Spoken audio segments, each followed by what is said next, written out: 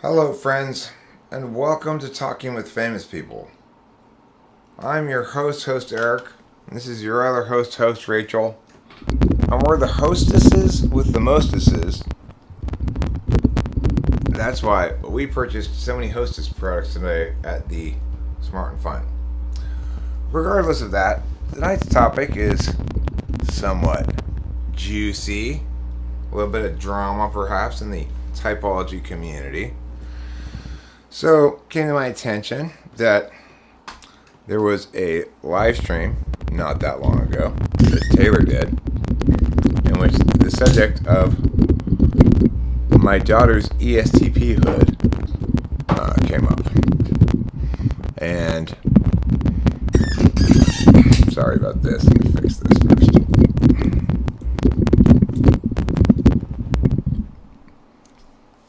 That was better. Pointing better more at us there. Okay, so during this live stream, apparently the topic of my daughter's type came up, Delilah. She's been on the channel before. You may have seen her in such episodes as the mini episodes that she's appeared in. We are streaming, no problem there. I'm guessing there's probably not been a notification because I've maxed out my notifications for the day. Regardless, I want to go over this a little bit. So, basically, Taylor's justifications for why Delilah is an ESFP, they generally have nothing to do with Delilah at all. They're just, they're really arguments about why she couldn't possibly be an ESTP, and they stem primarily from my inability to be unbiased in typing her.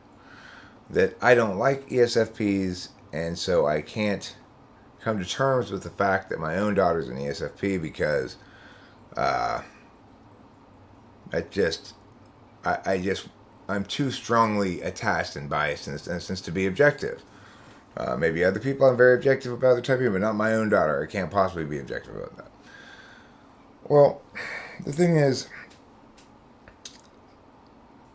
okay, let's accept that for the sake of argument that I can't possibly be objective about it. That's still not a reason to conclude that she's any type at all. Just that you shouldn't have faith in my typing of her, right? So okay, let's say we have no reason to believe she's an ESTP because we should have no faith in Eric's typing of her at all. Well, then the question arises, then what type is she? And I don't think I've heard Taylor ever make an argument regarding why she's an ESFP. Perhaps he acknowledges her SE, but his basic position is she's not a TI user, she's not logical. The thing is, regarding TI tests, she certainly displays as very logical, TI 1 or 2. Again, I think Taylor might make a particularist claim that that's because she was raised by me, and I started talking to her about that stuff early on. It is true that I started talking to her about that stuff early on, and she liked those games a lot. She liked playing Ballad and Invalid and stuff like that. But as far as making the claim that she is an ESFP, it's one thing to negate the claim that she's an ESTP in the following way. We should not afford any weight to the claim that she's an ESTP because Eric's bias makes him an unreliable typer of her or something. That's a claim you could possibly make by pointing out my bias. Not that he's established it at all. It may seem natural that a person would be very biased about their own child, but that's not been my experience. It's like, I've been a speech and debate coach for a long time, right? So my child was actually on my team for 3 years, and I felt no more bias towards her than I did towards any of my other students, which is there's a slight tendency in rounds that are really close to want to think your team probably squeaked it out or something, but by and large, before I even hear the judges announcement, I know whether my kid is won or lost, and that includes my own biological child, because I've been objective about her performance in the round. Concurrently, I'm objective about her performance on these personality tests. But I understand that a lot of people aren't going to accept that. If you're not TI tool, probably and an ENTP, you're probably just not capable of being that mappy, you know? Like, I operate under the presumption that it never serves anyone's interest for lies or wrongness to persist. So, in that regard, if she were an ESFP, I'd want to know it, for sure. I wouldn't want to continue to be persistent in this illusion that she's an ESTP. Mm-hmm. Well, Morge, as far as I can tell, all of his reasons comprise negations of my ability to type her correctly because of my relationship with her or attachment to her. And that's, I mean, that's kind of what I kind of wanted to talk about this as a link into fourth slot NI. The truth is instrumental for something, right? So, I think Taylor is naturally a conquery type of ESTP. They aren't all like that, but he certainly is one of those kinds of. His display or affect or worldview is like an 8, you know, like I'm dominant. So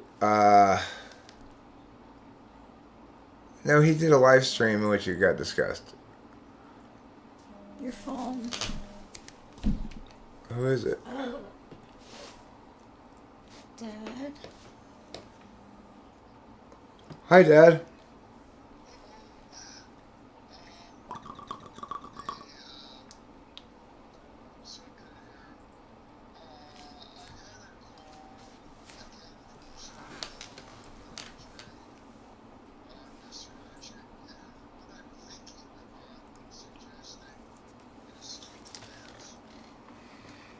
Okay. I mean, I think it's a good idea.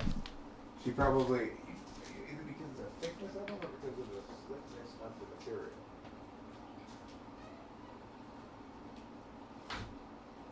Hey guys, does anyone have any questions for me?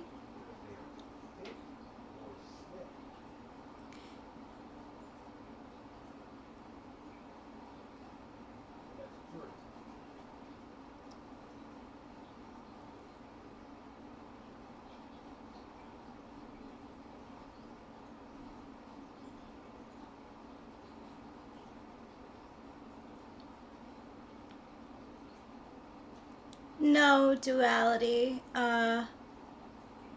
Eric does shorts as well. He does shorts, live streams, and he also does just regular YouTube videos.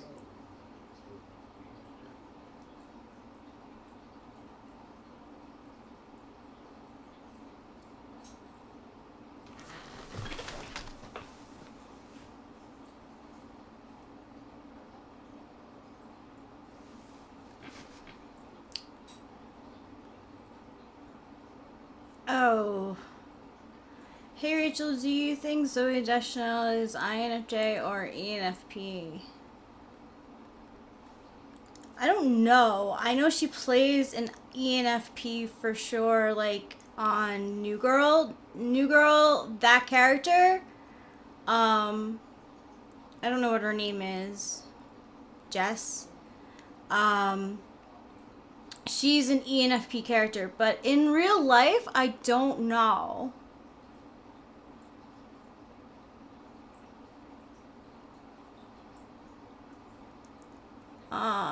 That's a good question. Up them plates 48. Hottest?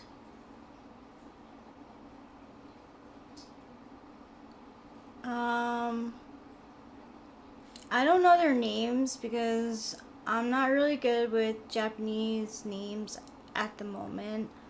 But the one with the white hair and the red hair, the one with the fire and ice.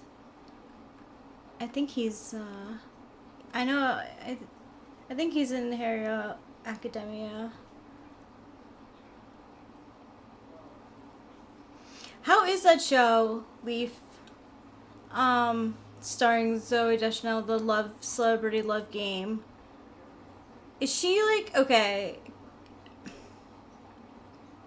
she could be playing a character on that too. Like, I honestly don't know what her type is. I once had like bangs like her, and someone told me that I look like her from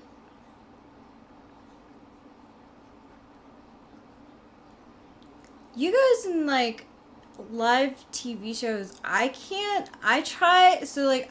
out Love Island, and I felt like such a toad after it. I was like, holy shit, like, what is my life after watching Love Island? And like, I don't know about The Bachelorette. I haven't seen it in a really long time. Leaf says she seems less ENFP, but still something intuitive about her. Well, they're both intuitives. I don't know what type she is. Hey, Michael BN, what is up? I'm taking over the stream right now because Eric is speaking with his dad. And I was just musing over whether Zoe Deschanel is an INFJ. She could be. She plays an ENFJ in 500 Days of Summer.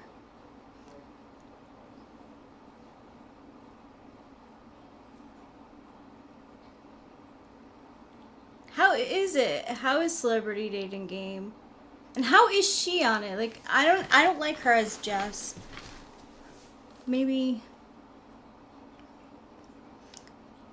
Duality says, I tried to read a book written by feminists. I wonder if different personality typed feminists have different worldviews on different ways of addressing social norms and gender differences. I would say probably. It's weird because I consider myself to be a feminist, but I like took a gender study class and like basically like I got a D, I think, in the class. But I'm like, so like a person I would be for a day is Gloria Steinem. I think she's pretty cool. So, you know, like, I'm like, power to you, but like, I definitely know my limits. I am TE polar, so. Everything okay? Everything is fine. My dad, he's just sitting in the house, but he wanted to discuss what kind of pants my mom should wear because my mom's been scratching her legs. So I wanted to give that my full attention and talk with my dad about it as long as he wanted to. But you know, it's one of those things where my dad loves his wife by solving her problems, and he can't solve this problem really. So he finds small little symptom problems to try to solve. And I mean, the fact is, if I'm ever in a nursing home,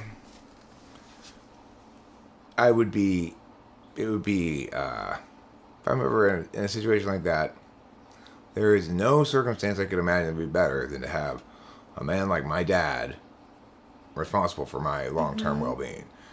He was never very loving to my mother in any display sense, but man, he sure does take care of her. So, when we get older, would you like to have an ESTJ as your helper? No. I'm just saying. I'm just Oh, saying. Look, I'm for anybody in the world, what I'm saying is, if you found yourself in memory care, you'd be lucky to have a spouse like my dad. yeah. The thing is, I wouldn't want. Actually, I wouldn't wish that on Rachel. Like, I wouldn't be able to do it. if I'm in memory care and on my way out and barely recognize people and stuff, I don't want her to be spending a lot of time worrying about me. I want her to move on with her life. You know, Well, I would visit you. I mean, why? I wouldn't remember. I might not even recognize you.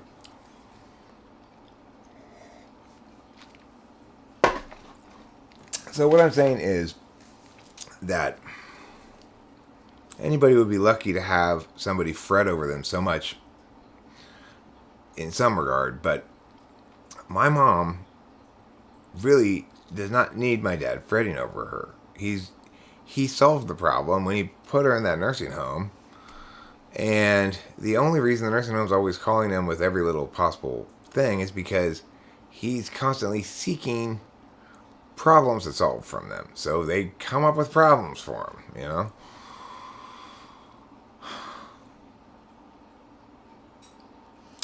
What if visiting you made me happy? Even if it was for a little while, because like I could feel like. Oh, yeah, well, like I always say, baby, you do what you want. I don't know. Yeah, I'm gonna say. No, it's real. Taylor says my daughter's an ESFP. Yeah, it's real. And this is not. This is. I haven't heard it, but It's a recent incarnation of it. Like a couple of weeks ago in a live stream that came up, one of his live streams, and he talked about it. But this is something that he and I have had dispute over before. And my basic problem with his position is, even if I concede absolutely everything he says, all he's established is that we've got no reason to believe she's an ESTP. Not that she's not an ESTP or that she's an ESFP. He's not doing any sort of affirmational work. He's just negating my claim that she's an ESTP because I want her to be a thinker, so she must be a feeler, basically.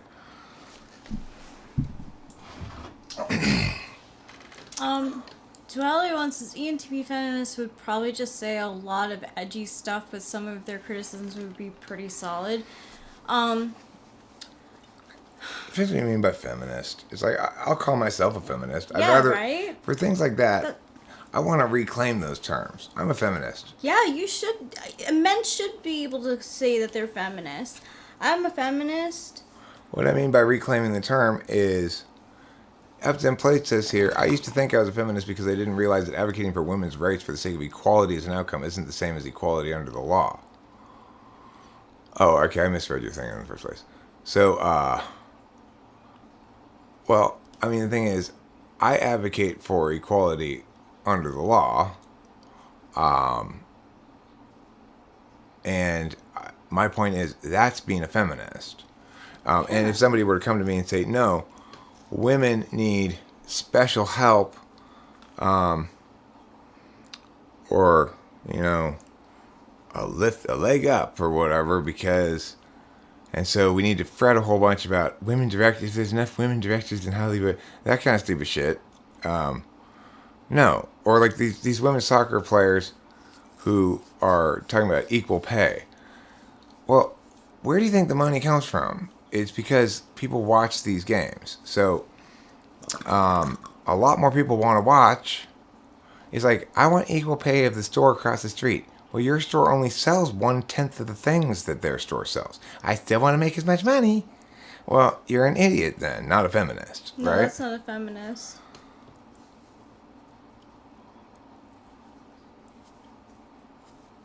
So I actually reclaim the term. Feminist is a good term. It means you are in favor of the individual having autonomy regardless of irrelevant factors like race or gender, you know, or a lot of other things.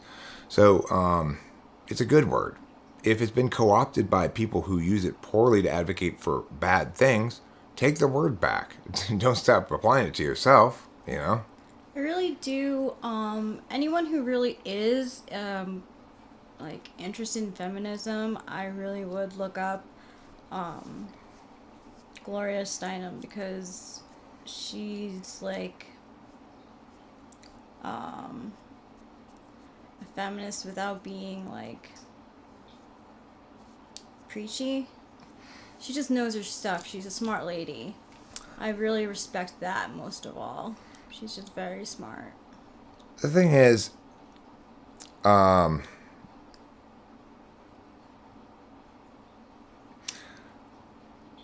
it's critically important that somebody represent the individual, not part of any group, right? Like, Yeah. we've got plenty of representatives for women. We got plenty of representatives for so-called racial groups. We've got plenty of representatives for the left, plenty of representatives for the right, Yeah. plenty of representatives for all sorts of groups. What about representatives for individual people? Who do you think would represent Hillary Clinton? What do you mean? You're saying that people would represent. I don't know what you were talking about. I must have I forgot what I was just talking about. I did too, actually. It's no big deal. So it says here, Gen X says the goal of postmodern feminism is to destabilize the patriarchal norms entrenched in society that have led to gender inequality.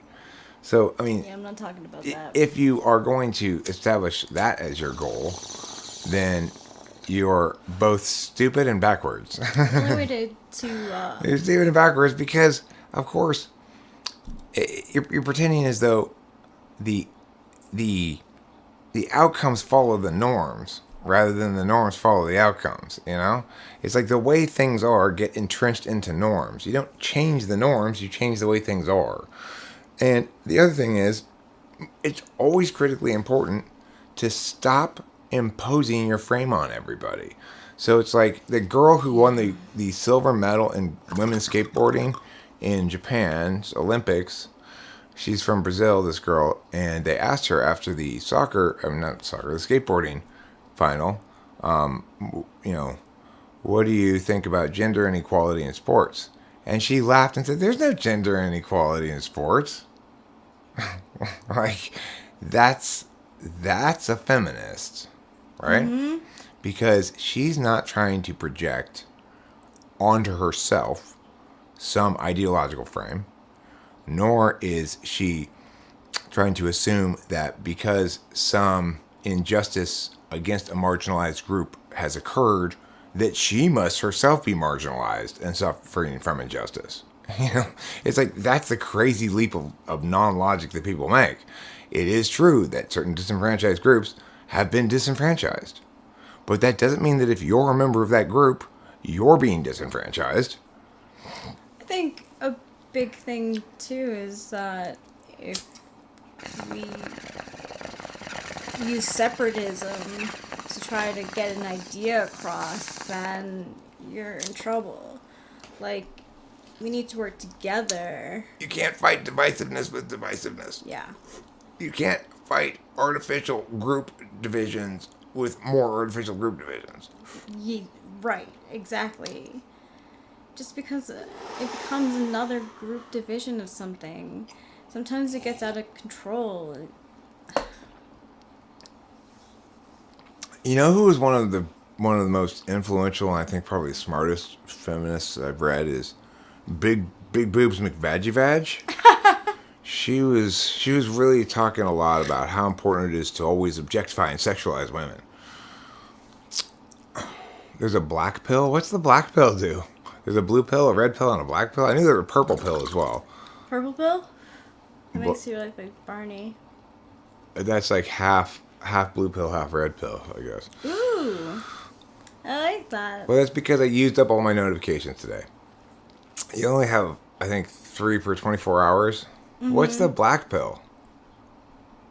Is it just like, woe is me, I'm a undesirable gargoyle. Let me fall into nihilistic despair. Yeah. Boo! Boo nihilism! Boo! Said like a really good 7. Yeah. So, anyway, apparently, my daughter's an ESFP. I didn't know. I didn't know either. Here's the funny thing is, it's true that it makes sense on some level that Eric doesn't really seem to like ESFPs very much. He doesn't want his daughter to be an ESFP, so he's. But that's where the logic breaks down. So what? I turned her into an ESTP? No, I mean what he's really saying is so Eric's in a state of self-delusion regarding her type. But here's the deal. To the extent that it's correct that I don't like ESFPs, I fully believe it would be correct with my daughter as well. So in other words, if my daughter was an ESFP, I don't believe I'd be very fond of her, frankly. I think I'd find her not pleasant company. Instead, I find her absolutely delightful. I love spending time with her. Genetic determinism. I lack confidence, so I'm gonna sciencify my pussydom. That'll make me feel better. Oh, it's my dad again. Hi, Dad.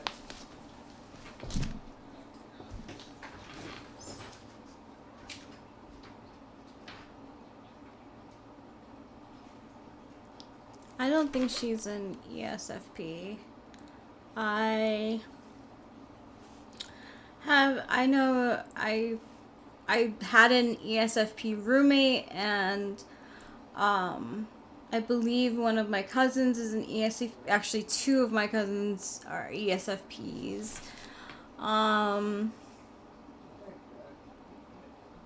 There's like a difference.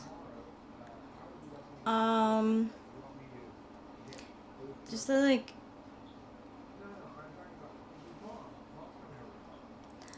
Heather Bryan says, didn't Taylor also say that he thought CSJ was an ENFP? Probably.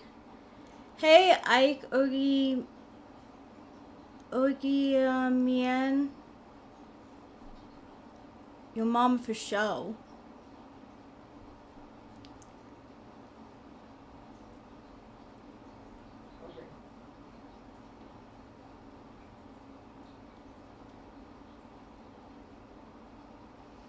Yeah, I think that Delilah's an ESTP too. We get along really well. I think she's the only female ESTP that I know.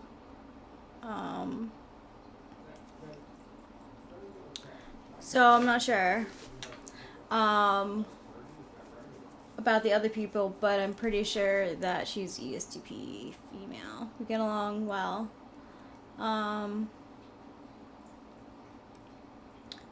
And yeah, it isn't, no offense to Taylor. You're entitled to your opinion. Emailed.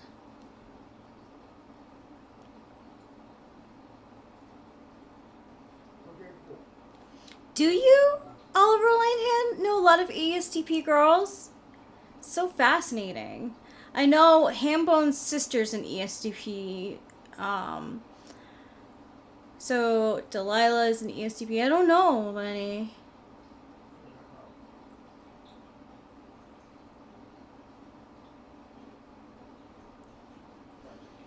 I don't know if they're one of the boys. But they're not afraid to go up and talk to people, that's for sure. Like when we were in Hawaii, after the luau was over, Delilah was talking to this couple who was traveling to California, and she was just talking on and on, and that was her, using her SE. She does have a very likable and outgoing personality. Mm-hmm. But she's much more socially. She's much too FE to be an ESFP. Even if you want to just not argue the TI thing, she's much more socially graceful than ESFPs. SFP. She's very FE aware. And she is there's something tomboyish about her, even though she's also she's into girly stuff. Yeah. Like she likes her hair and her makeup and all that kind of stuff, you know. But she's got just this sort of ESTP, captain of her own domain kind of attitude going on. That is just, I guess, a masculine bearing kind of. But I mean, it's weird because nobody would call her masculine. You remember, she, as I said before, that she, and this kind of amazes me every time I say it, that she got made the top 75 at the Rose Court. There's thousands of girls in her at the beginning, and she made the cut all the way down to the top 75 girls to make the Rose Court. Impressive. So she's obviously not like butch or something, but what I'm saying is she's got a SE Dom's presence that is typically more associated with masculinity, I guess. You know what I noticed? And this is like based off of nothing, just observation, is that she really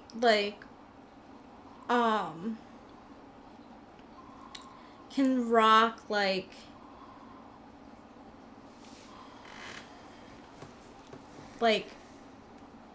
masculine / feminine looks.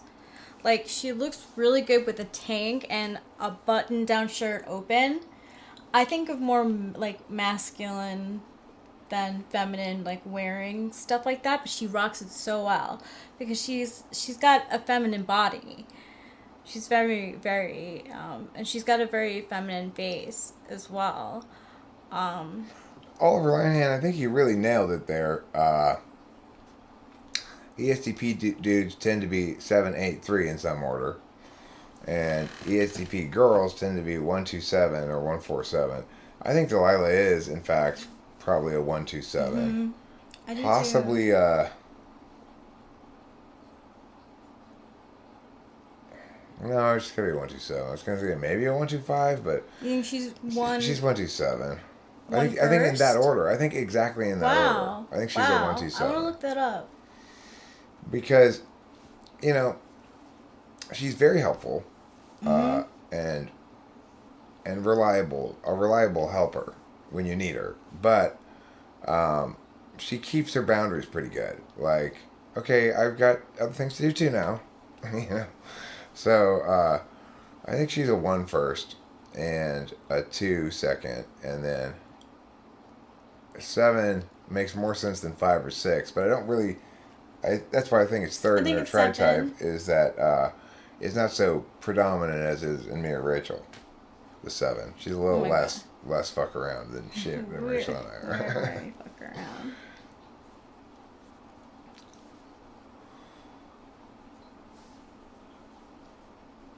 The isolated enlightened monks are brown pills. Okay, so if you're celibate for religious reasons, you've taken the brown pill. I like that. That's good. If you're celibate because you lost your penis in the war, you've taken the purple heart pill.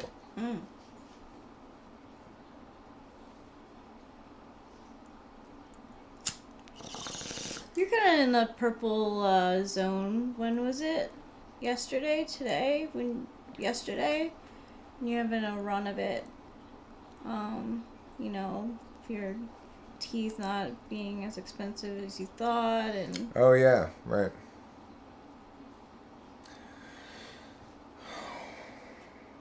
He might be an 8 through 6. I don't know. It's hard to say.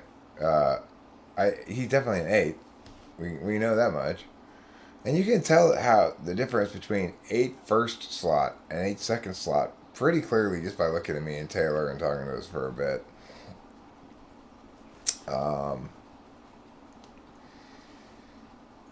So the thing is, what the question to be asked is, and I haven't asked this of Taylor, but I'll sort of publicly ask it here. What would convince him that Delilah's an ESTP? Because the thing is, when I talk about how she does on TI tests, his response is, well, you trained her in that since she was a little girl. Because it is true that since she was a little girl, I was giving her logic and reasoning problems in the car. But it's because she liked those games. She took it like a fish to water, you know? So, but okay, let's say there's enough special circumstances here that he could make the case that those normally definitive things aren't the determining factor here. That they make her the world's most TI capable ESFP, not something else.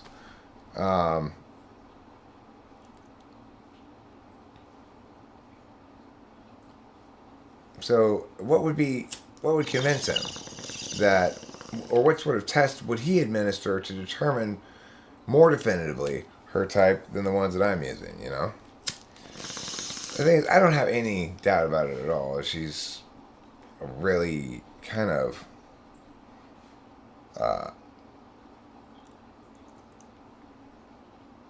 the only thing I sometimes trip out on and wonder is it's like sometimes she can seem very ENTP like, because I had her mistyped as an ENTP for a long time, and when she and I are really kind of rolling together, chatting about something, or trying to talk over each. Wait! I need to finish my thing. And she'll be like that, and we feel so similar to each other that I sometimes momentarily toy with the notion of, could she be? But then I immediately put it to bed. She's not. My daughter a crybaby? Depends what you mean by crybaby. She's a crybaby in the same way that I'm a crybaby. Lots of random little shit makes her cry. She feels her emotions strongly in the moment, as do I. And we talk about watching media and how, like, we've had the conversation about how, I don't know if you watched it, but the scene in Hunter x Hunter where the Chimera and the little blind girl who plays chess die together. It's really That's like so sad. a really like heart-wrenching scene, and Delilah and I have shared stories laughing about how we're both sitting there when we watch that just sobbing and stuff. The thing is, that's what it means to have FI as an absolute value. I can't stand things that stick with me in a bad way. Yeah, So, I for hate example, I won't read an article about gang rape or something like that. Anything that suggests or about abuse to animals. I mean, I don't want to hear about it. I don't want to know anything about it because it's going to stick with me in a bad way. But like things that make me cry in sort of the beauty of life, kind of way, are highly valued by me. I seek them out whenever I watch media. I look for things that move me. But what moves me is not typical FI stuff. I don't want to watch any kissing movies, basically. Date movies, kissing movies, relationshipy things, some deep treatment of the emotional connection between two people that moves really slowly for 4 hours. I mean, fuck that noise. Do I notice my daughter laughing more often, or is she more smiles? More laughs. Yeah, she laughs. I think she smiles plenty, but I can hear her laugh right now. She laughs frequently. She laughs a lot. Mm-hmm. She's, I see that as a good sign in a human being. Human beings who are looking for things that are funny and looking to genuinely enjoy them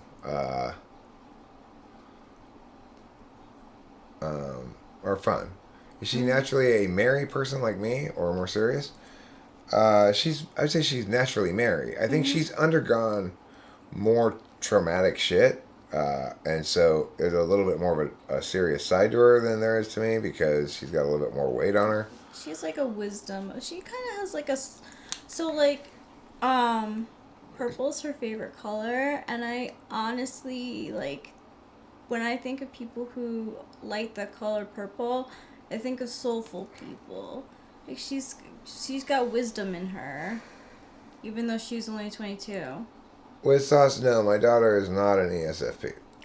But that's what I say. I say she's an ESTP. But forget about whatever I say she is. People can think whatever they want. But the point is that Taylor's claim is that she's an ESFP.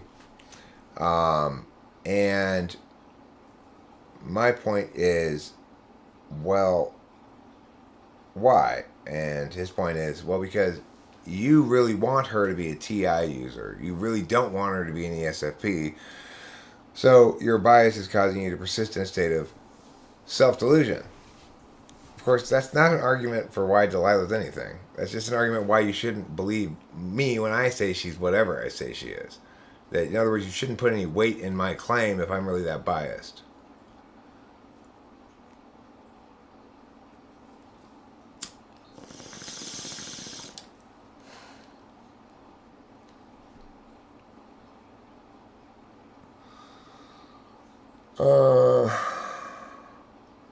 So I am pretty convinced that she's not an intuitive, that she's a sensor, and that she's not an NE-DOM, that she's an SE-DOM, because, you know, she's just, I love listening to her talk and stuff, but not that much of what she's saying is anything you would call new ideation. Not much of it. You know, it's like she'll share with us a lot of things that she discovers. I think that has to do with SI. It's like it has to do with SE. That SE is you go out and find shit and you discover stuff and you whatever. So she shares with us a lot of songs that she thinks we might like and other cool things that she's discovered in the world. Have I witnessed her FI polar? Yeah, plenty of times. So, like me, she has done a poor job of picking relationship partners until this most current one. He seems like a good guy. Elliot, you know, he's got a good job and he lives in a nice house by the beach and he's got a car and he's 27 or whatever and he's got a beard and he's and Delilah's out of his league, so that's perfect. Yeah. Delilah doesn't realize that about herself, or Yeah. I don't think she gets that at all. That's a FI polar thing right there. She doesn't realize how valuable she is, or that she's worth things beyond her utility ultimately.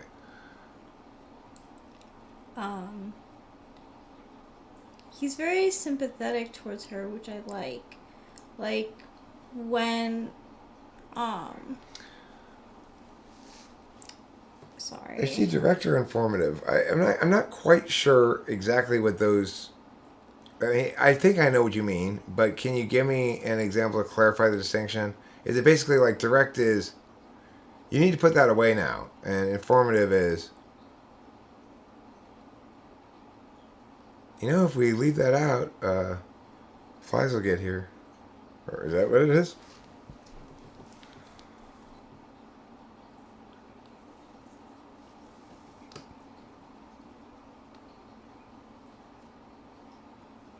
How many intuitives are actually with the new ideations, though? You mean how many intuitives actually spend their time coming up with new ideas? Just the two NE-DOMs, and even more than that, really the ENTPs, because ENFPs, they've got a TE thing going on. So Rachel's dad's got lots of ideas going on in his head, but they're much less abstract. He's not interested in having abstract arguments about statuses of things, but he's still got lots of ideation going on. You know, it's like when we were driving back from the airport. He's like, oh yeah, I think I know most of Rachel's boyfriends. Let's see, he had this series of nicknames. Like there was Studley, There was Poppin' Fresh. There was Stinky. And I'm like, oh, well, what's my nickname? He said, Whiskers. He almost certainly made it up on the fly, you know? So you can see the extroverted intuition going on there somewhat, but although it's a minor example. Regardless, the point is to really see somebody who's most of the time somewhere in along the lines of, have you like the guy the other day who was like, wouldn't it be great if milk stained your teeth white? Yeah. Oh, and then he told us the etymology of it, the history of how he got to that thing. Because I was like, did you make that up? That's hilarious. And he's like, no, I was making myself a cup of coffee and thinking about how it stains my teeth. And then I was putting milk in it, and I was thinking, oh, this will make it stain my teeth less. And then I thought, wait a second, that doesn't make any sense. If it were to make it so it stain my teeth less, then that would mean that milk was staining your teeth white, while the coffee was concurrently staining your teeth brown. So like that's an innate with TI.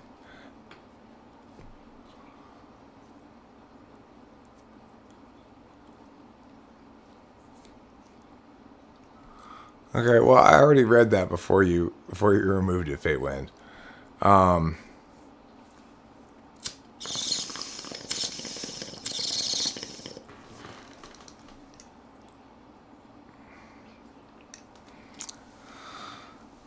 mean, to be direct, for sure, if you were gonna about something like that, it would depend, right? Like whether or not I'm direct or informative depends on the question you're asking. And circumstances. So I mean that's people are directive or informative whether or not they're directive or informative has a lot to do with the situation socially. So for example, if I am called before a judge to answer questions and I start off by assuming they want me to be informative, then I will quickly learn they want me to be directive. And they'll say, just answer the questions. I don't need a bunch of extra ancillary shit. People learn early on that certain contexts are appropriate for more or less ideation from you, and that has mostly to do with status. So if I'm the boss and everybody's sitting in my office and I'm paying all the paychecks and we're having a meeting and I'm blah blah blah blah blahing, well, I mean, everybody's just gonna be there and accept my informativeness, right? But if I'm the employee and the boss is holding the meeting, then I'm not going to be nearly as informative about things. I'm going to be very directive. Well, sure, Fate Wind, because this is a context in which you're asking me to explain something or requiring me to explain something, one of the two. So naturally, to explain is to inform. Now, if, on the other hand, the social status were reversed and you were the one who was live streaming, I'd be much more directive. I'd use much more TI. I'd try to get you to answer questions and pin you in one spot or another.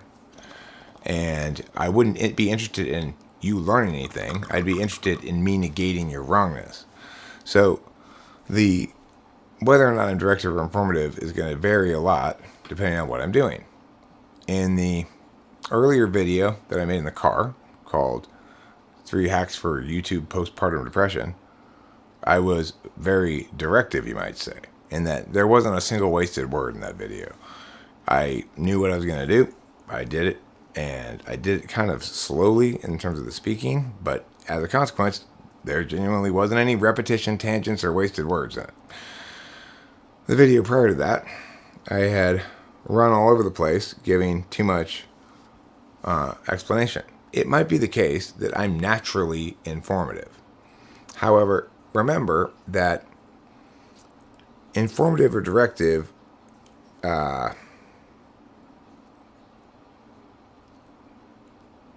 isn't really a binary. You know, it's like people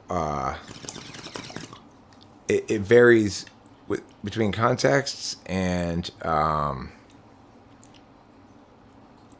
it's not going to link very well to cognitive function. It's going to be influenced a lot by particular stuff. So,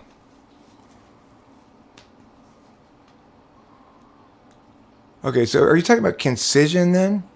Because concision does link with introverted intuition. Concision and clarity. So, if what you mean by directive and informative is more concise and clear or less concise and clear, then that is obviously an NINE thing. Yes. But that doesn't that's not going to tell you very much about fourth or fifth slot. So 4-5, if in fact she's an SE dom, she's got NI fourth, and so checking to see whether she's more directive or informative is not going to be very revelatory about what type she is. ESTPs and ESFPs and ENTPs are all talkative. Probably of the 4 action types, ENFPs might be the least talkative. Yeah, my dad, weird. My brother, he doesn't talk much unless he's spoken to.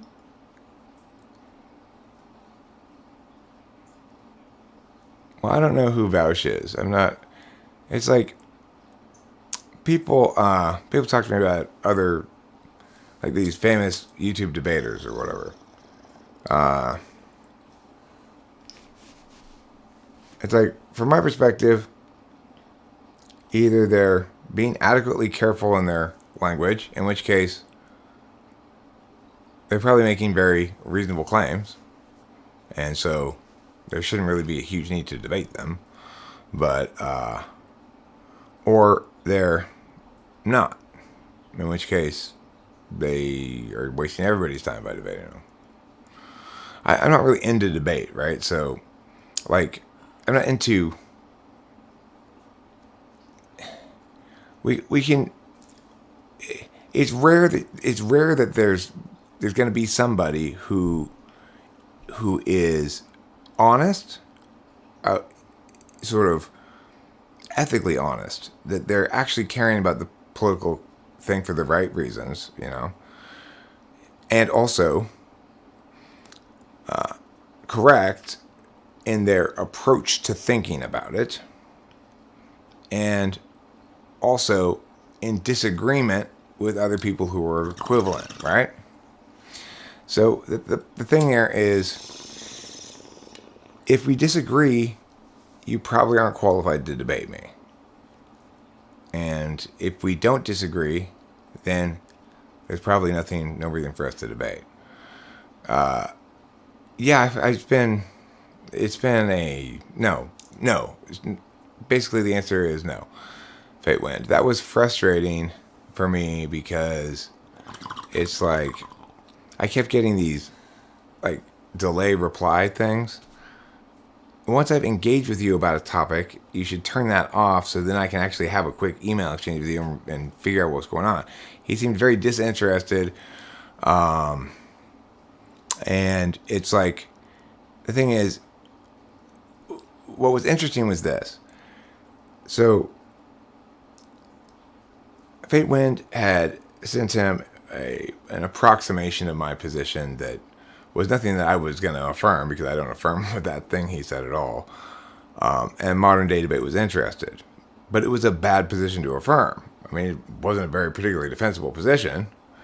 So I sent Modern Day Debate a really well-worded, balanced resolution that didn't skew, that would have made a good debate topic.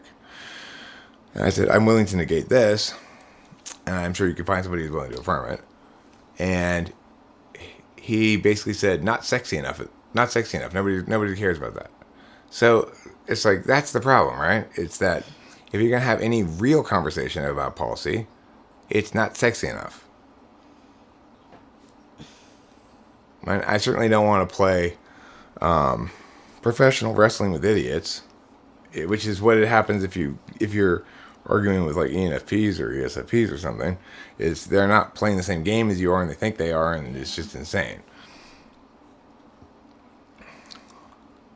It was a fun idea. I appreciate your efforts too, Faye Wind. Regardless of the fact that it didn't pan out, you deserve a lot of credit for doing something that rarely happens. I have a lot of people around here tell me, you should do meow, you should do meow. I'm like, okay, well, why don't you do that for me then, if you think it needs to be done so badly? Well, you said, okay, I will, and you did. And you got some results. It didn't end up panning out, but it got further than I normally get in those kind of things. And you deserve a lot of credit for actually doing something and trying to help and stuff. Thank you very much. I greatly appreciate it. Who knows? It may still end up panning out into something. It sounds like the guy's kind of just super busy and doesn't want to put anything else on his plate, And that's fine.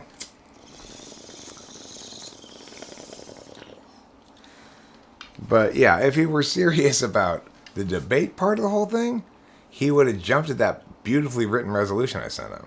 It was perfect. It said basically, public health threats justify extra legal interdictions, which is a perfect wording. It doesn't skew either way. It's brilliant, if I do say so myself. And it's like, nobody's gonna watch that. Okay. I thought you said you wanted to debate people, not laity. He wants his cake and eat it too. He wants to have stupid debates about stupidly worded topics, but have real debaters doing a good job of it. Well, that, no. Fuck off. Where is my... Oh, there's my phone. It's over there. It was hiding from my view. Oh, there it is. I didn't realize it was over there. So, anywho...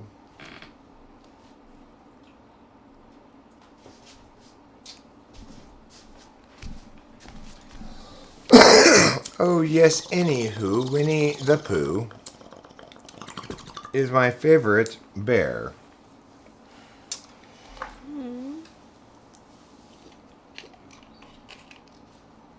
Well, no, Duality, he didn't... Modern Day Debate didn't come out with a counter-suggestion. Modern Day Debate was... Fate Wind contacted him and said, hey, this guy, Eric, he opposes all this COVID shit. Maybe get him to debate. He's a debate coach. He knows what he's doing. But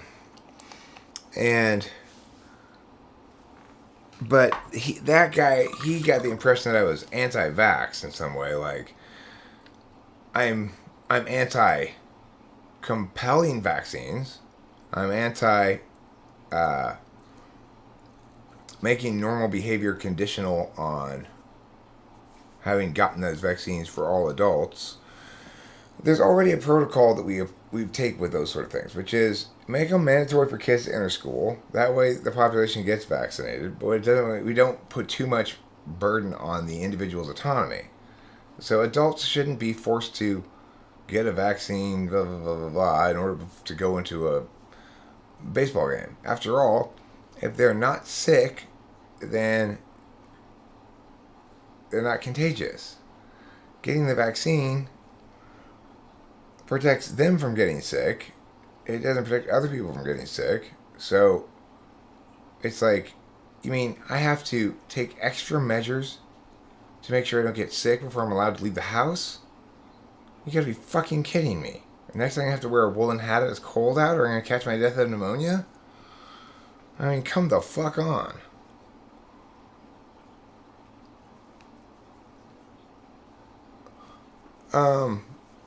Well, I mean, when I was approaching it, I was thinking a bit more of a global COVID topic to address the whole COVID shit. So I was saying, extra legal interdictions is saying that, for example, during the year of COVID insanity, during the year of global COVID mass hysteria,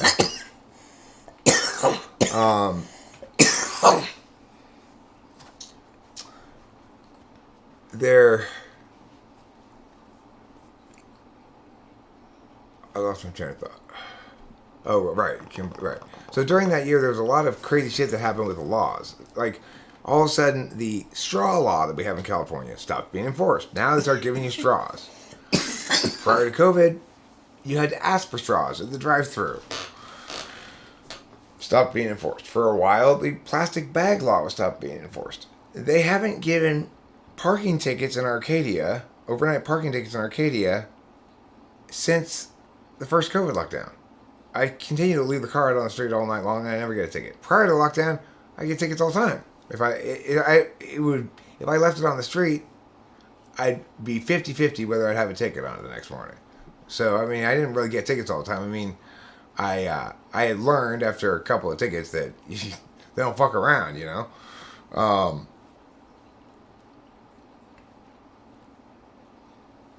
Well, I mean, he didn't like maybe the way it was phrased. It was phrased in such a way that it made it fair. It covered the whole COVID topic, but it highlighted specifically the fact that we had government officials with, exercising extra legal authority. The laws are what the laws are. If you want to change the laws, you change them via the legislative process. Now, it is true that sometimes the rule of law gets suspended because of emerging circumstances, aka emergencies. But those need to be in very, very short period of time, and they only justify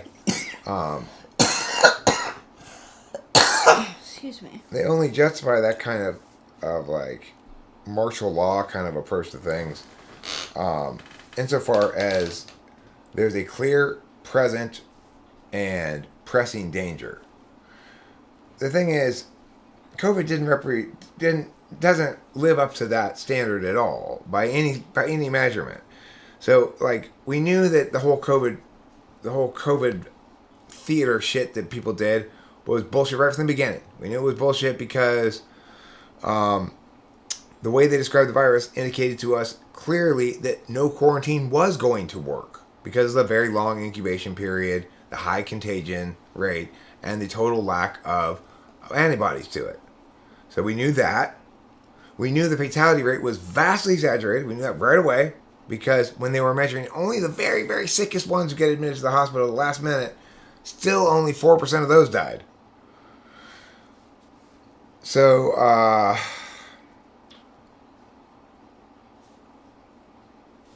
when was the last time so many people were this wrong, this persistently, about something so obvious? Never. It's unprecedented in the history of the world.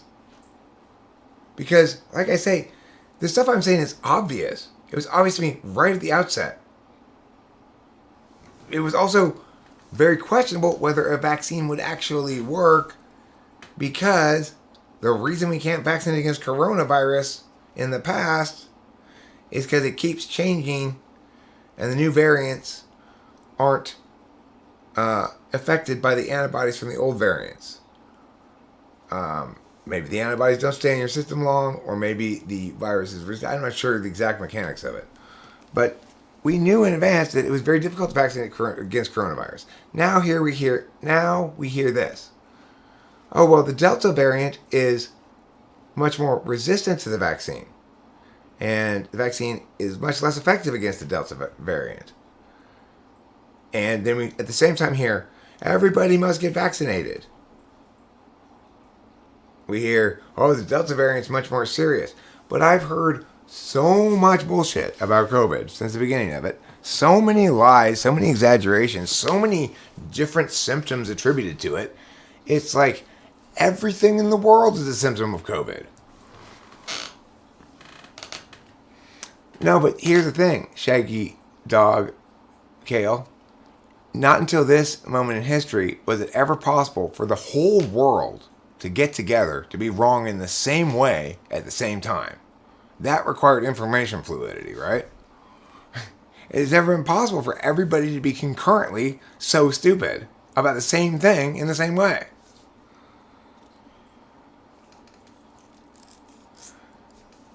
You know what else is 99% effective against death? Just getting COVID?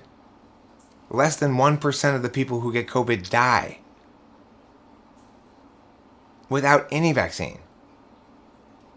It's like, and then we get stats like Genexial. Talk about sheer unthinkable irrationality, right?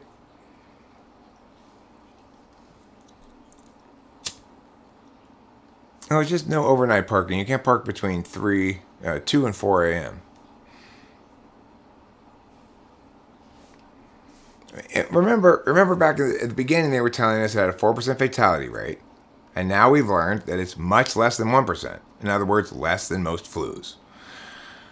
We've learned that, in fact, 65% of the American population of those tested, 65% have the antibodies that shows they've already had COVID. So it didn't work, right? It didn't work.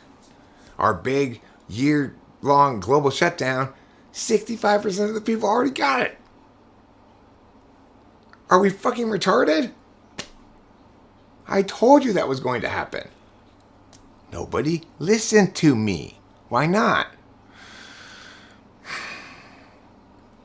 Because people are fucking morons. That's why.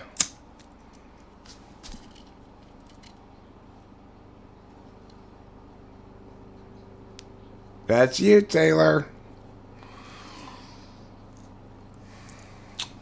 I learned the other day that apparently I've been wrong this whole time. And my daughter's actually an ESFP. I was shocked. Naturally, I immediately disowned her.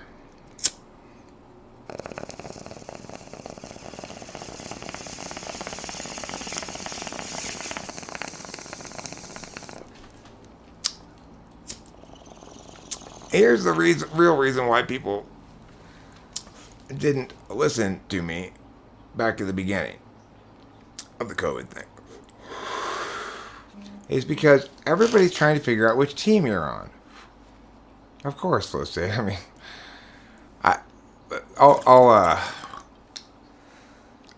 let's take an argument.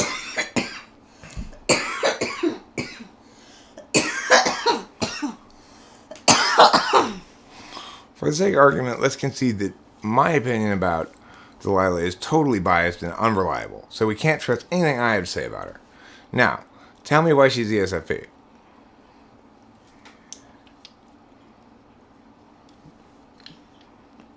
Hi, Winston's mom.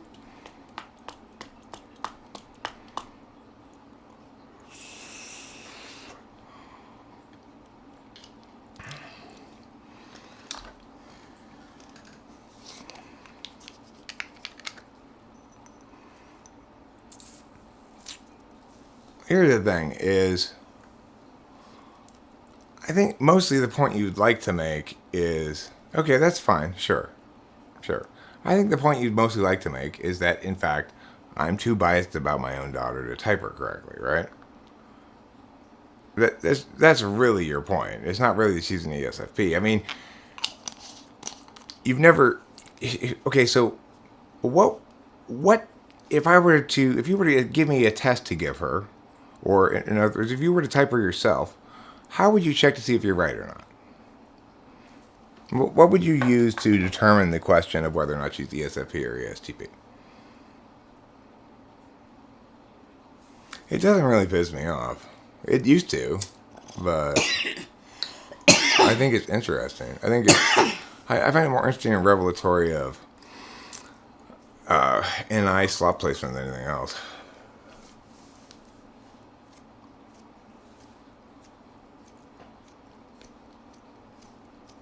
I mean, I'm not interested in arguing with Taylor about whether or not she's an ESFP. I want to know if he were to take over the job of typing her and really determine her type for sure, what would he use to distinguish between ESFP and ESTP? How could you confuse polar FI and polar FE? Well,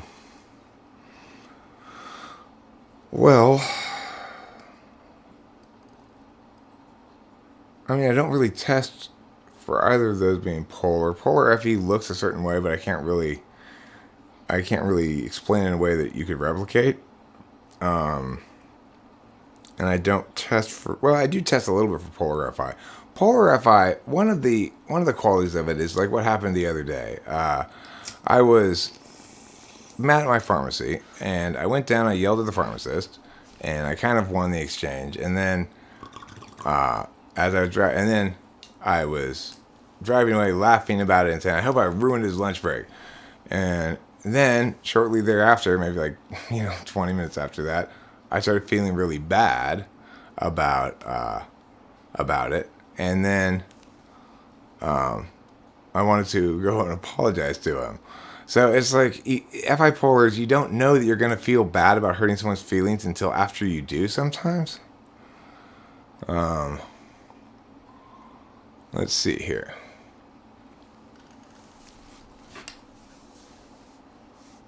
Well, I mean, my claim flow state is there is a definitive test. We can definitively test for TI polar. I know you may or may not disagree. You may or may not agree with that, but that is my claim. Okay, so,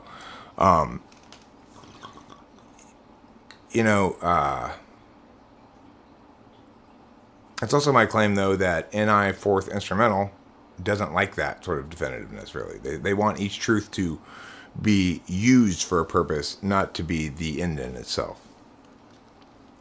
Unfortunately, that's not the way cognitive functions work, but I get it. Well, I did apologize to the guy on the phone who called me to follow up on it and asked him to express my apologies to the pharmacist, but I didn't actually go in and apologize to the pharmacist myself.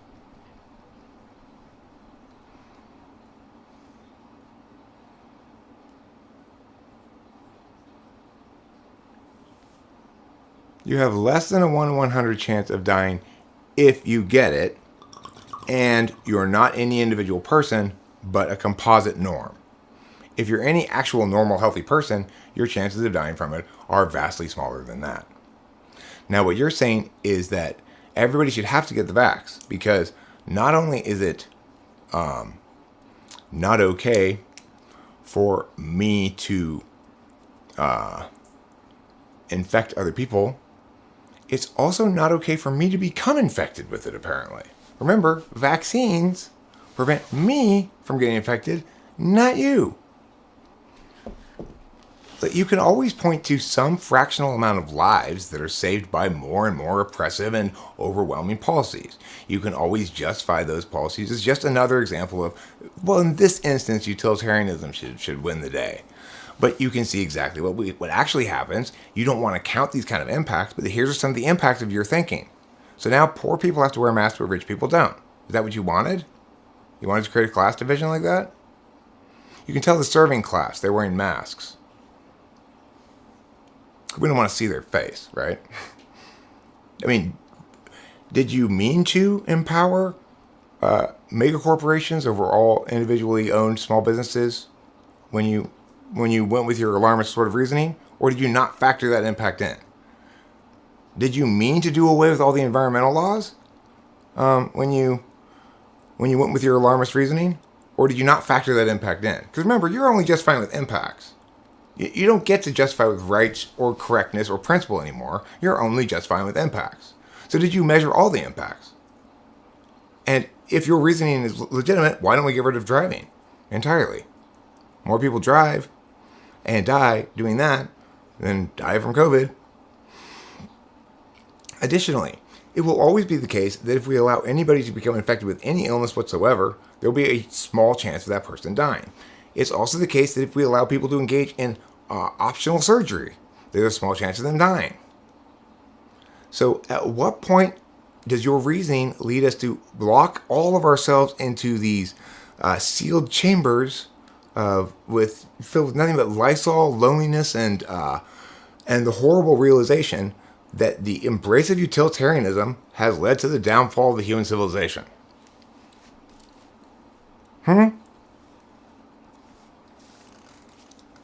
Bong rip time. Ooh, my ear popped. It's starting to pop. I woke up with a lot of earwax in my left ear. So basically, the thing is this. Taylor doesn't have any good reasons at all to think my daughter's an ESFP. He likes to say it because he wants to establish that he's not going to allow the primacy of the truth, which is he would call my truth probably, to supplant his intuition. even though it's only 4th slot and is not really functioning very well. But the thing is,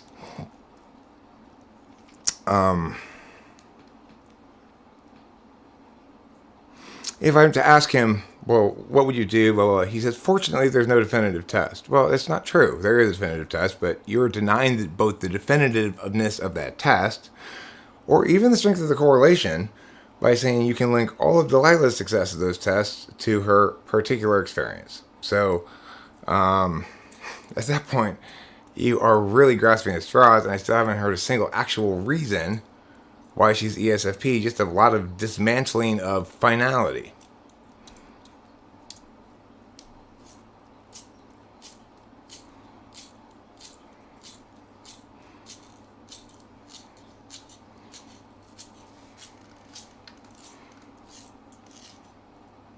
I mean, the thing is, Rachel and I will probably end up getting vaccinated because she informed me that in New York, anyway, they're talking about making a lot of stuff conditional on demonstrating that you've been vaccinated. Basically anything public. Now, I would note this. Remember that we are all accustomed to and perfectly okay with, except for crazy people, the idea that our kids should have to get vaccinated before they go to school. But that's a sensible way of implementing these kind of policies, right? You grandfather the shit in. It's like if you want to change your building codes so that you've got to have rebar so that it doesn't fall over during an earthquake, you don't force every old building to get demolished and then put rebar in. You say, well, you're grandfathered in, but when the next time comes around to demolish this building and build something new on this lot, at that point, those builders will be required to live up to the new code, you know? So that's a smart way to do something. If you want to force this vaccine on everybody, force it on children. We're used to forcing shit on them. We force all kinds of shit on children. But, and be okay with the fact that public policy sometimes is best done slowly, even though there are harms to doing it slowly too. You know, just because maybe you can count a few more deaths at the foot of implementing such a plan slowly by the children like that, vaccinate the kids as they enter school, include this vax in the vax package that all kids have to get before they go to school. Your measles, your mumps, your whatever, include this one too. Fine. And call the problem solved. And if somebody goes, but people are still getting sick, well, just be patient. It takes a little while for the shit to cycle through. But people are getting dead. People die all the fucking time for all sorts of reasons. Why are you so particularly panicked about this one? But people are getting dead. I mean, the stupidity of it, right? I could count 10,000 different ways that public policy could be changed to minimize the amount of death. Are all of them justified? No matter how intrusive or oppressive? If not, then do we have some sort of standard like, I don't know, proportionality with precedent to turn to? For example, we never treated any comparable thing like this before equivalently. People, well, the Spanish flu, we should have. This isn't like the Spanish flu. This one, we won't be able to stop it because of the contagion aspect. Right? Like basic shit like this, everybody should think. In other words, you can't justify putting well, I know we won't actually stop the water with a levee here. The water's going to come through. But let's at least put up a net so it'll stop a little bit of the water coming through. You fucking morons.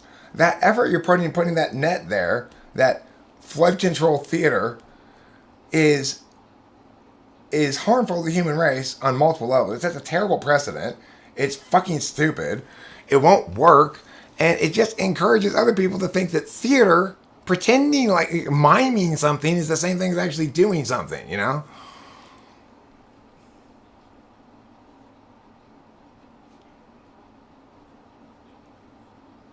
Hydrogen peroxide and a Q-tip. Cool. Thank you, Heather Bryant. Right. Flow state makes a good point as well. Until COVID, it was generally accepted as common knowledge that it's good to let your little kids, your newborn kid, out, play in the dirt, go around with the kids, so they catch those viruses and get those antibodies the natural way. Well, now apparently, that's too risky. It's too risky to let our natural immune systems take care of anything. Because when we do that, Gen Xil, remember, when we let our natural immune systems take care of anything, some people die.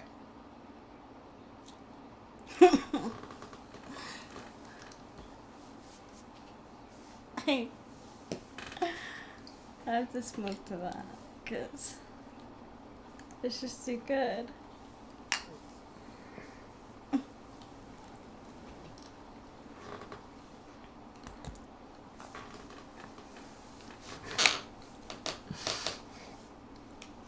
Winston Farm, that's very diplomatic of you. I appreciate your diplomacy. Oh, don't believe the hype? Okay, isn't going to mandate vaccines. The thing is, it's like... Oh, it's interesting. Where did I see it? I saw it on, probably Instagram. Or Tumblr, but I think Instagram. Where did I read it? I mean... Yeah, Instagram. The thing is, you are substantially less likely to die of a head injury if you wear a full head helmet everywhere you go, whether you're walking, driving, riding a motorcycle, or anything, or just sitting in a chair. You need to lower your risk of head injury death. So you need to start wearing a full head helmet at all times. Okay? We may switch you over to a wheelchair. Walking increases your likelihood of tripping and falling substantially over riding in a wheelchair. So I want to keep you safe. I'm concerned about your safety and your well-being. If I had an Australian friend, I would ask if I can mock or mimic their speech pattern because I can't do it on my own. Like, I can't do it from memory. So if I had a friend who was Australian, I'd be able to, The thing is, Morich, okay, I agree the vaccine is not much of an inconvenience, okay? But remember, the vaccine is part of a larger approach towards this thing that includes something that was a huge inconvenience, locking us inside our houses for a year. Mm-hmm. You know, you see all these signs, thank you heroes of the health working field or whatever, right? Oh, well, these heroes who, the people who were allowed to continue their regular lives are the heroes, and the ones who were locked in their houses are the ones who are supposed to applaud the heroes? This whole idea of creating a distinction between essential and non-essential people, really, is what they're saying. Workers, they say. Well, I mean, of course, you know, the problem is, at the end of the day, all of the decisions were being made by people who cared more about about virtue signaling than they did about the country, about people's well-being. It was absolutely in no way, shape, or form in anybody's interest for the world to shut down and freak out over COVID. Fuck no. Including the interests of those people who would otherwise have died. They would have been better off having died than for the world to have set this precedent. It's a terrible precedent. We have to put the onus where it belongs. If you're at high health risk, if you're a health risk population, it's not my obligation to not have a cold. It's your obligation to stay home and put yourself in a bubble. That's simple fucking common sense.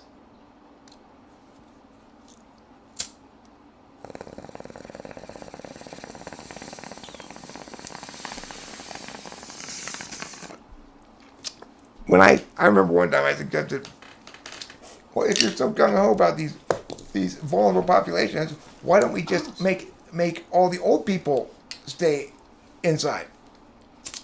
And this idiot who was saying this, I don't remember who it was, said to me, we can't force all the old people to just stay locked down. At the very time when we were forcing everybody to be locked down. And his reasoning why we couldn't just lock down the vulnerable people is, we can't lock down old people. It's like, are you not aware that's what you're doing right now? I mean, was half your brain removed at birth and fed to the local dog in the Mexican hospital where they delivered you because your mother had sold that half of the brain that was then fed to the dog as dog food to the doctor before your birth? Is that why you say things that stupid?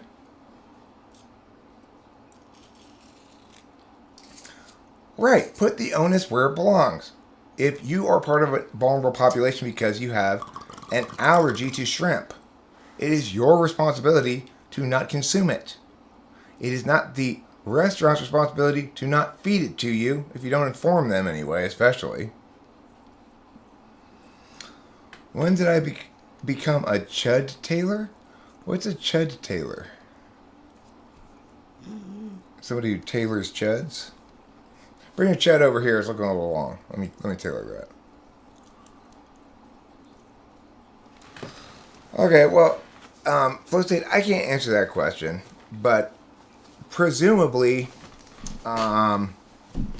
if there's enough distinction in the virus to identify it as a variant, then some evidence of that distinction would be test-forable. Now, I would agree with you that, but we don't have those tests yet, right? But probably those tests are sort of built into determining that it is a distinct variant, maybe? I'm not sure.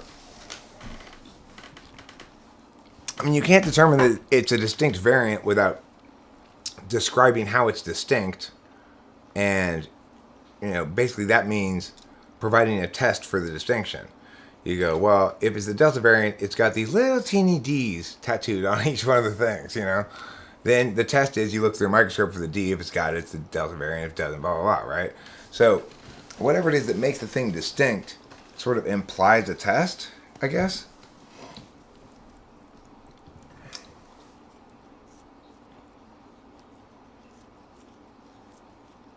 Oh, they don't have a test for Delta. Oh, okay. They're different symptoms. Well, I mean, I don't see how it's possible for there to be different symptoms from the original COVID virus, which was, in my reading, linked to every possible imaginable symptom anyone's ever experienced in the history of mankind. It was linked to... I've read this crazy story where it was taken at face value and reported on at face value by these New York Times reporters or whatever that people were experiencing some of the impacts of long COVID, And they described a woman who was really, really feeling like fuzzy-headed and like not thinking clearly. And she described her experience. And she got better from COVID.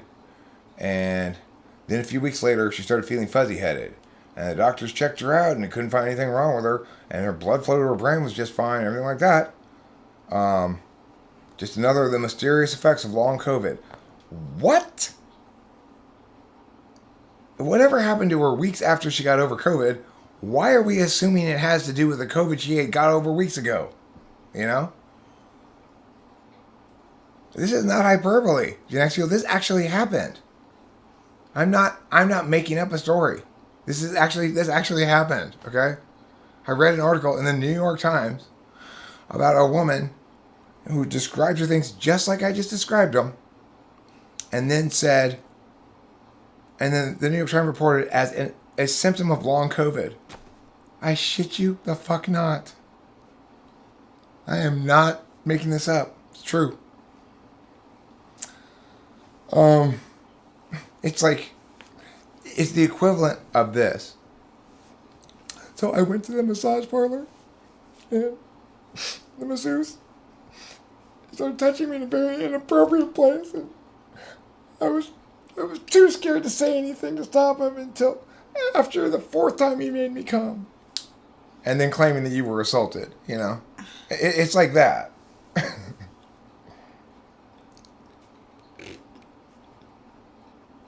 Wait, are you sure you weren't perfectly happy with this whole thing and encouraging it until your friend Betty told you that she knows a lawyer who says you could sue them?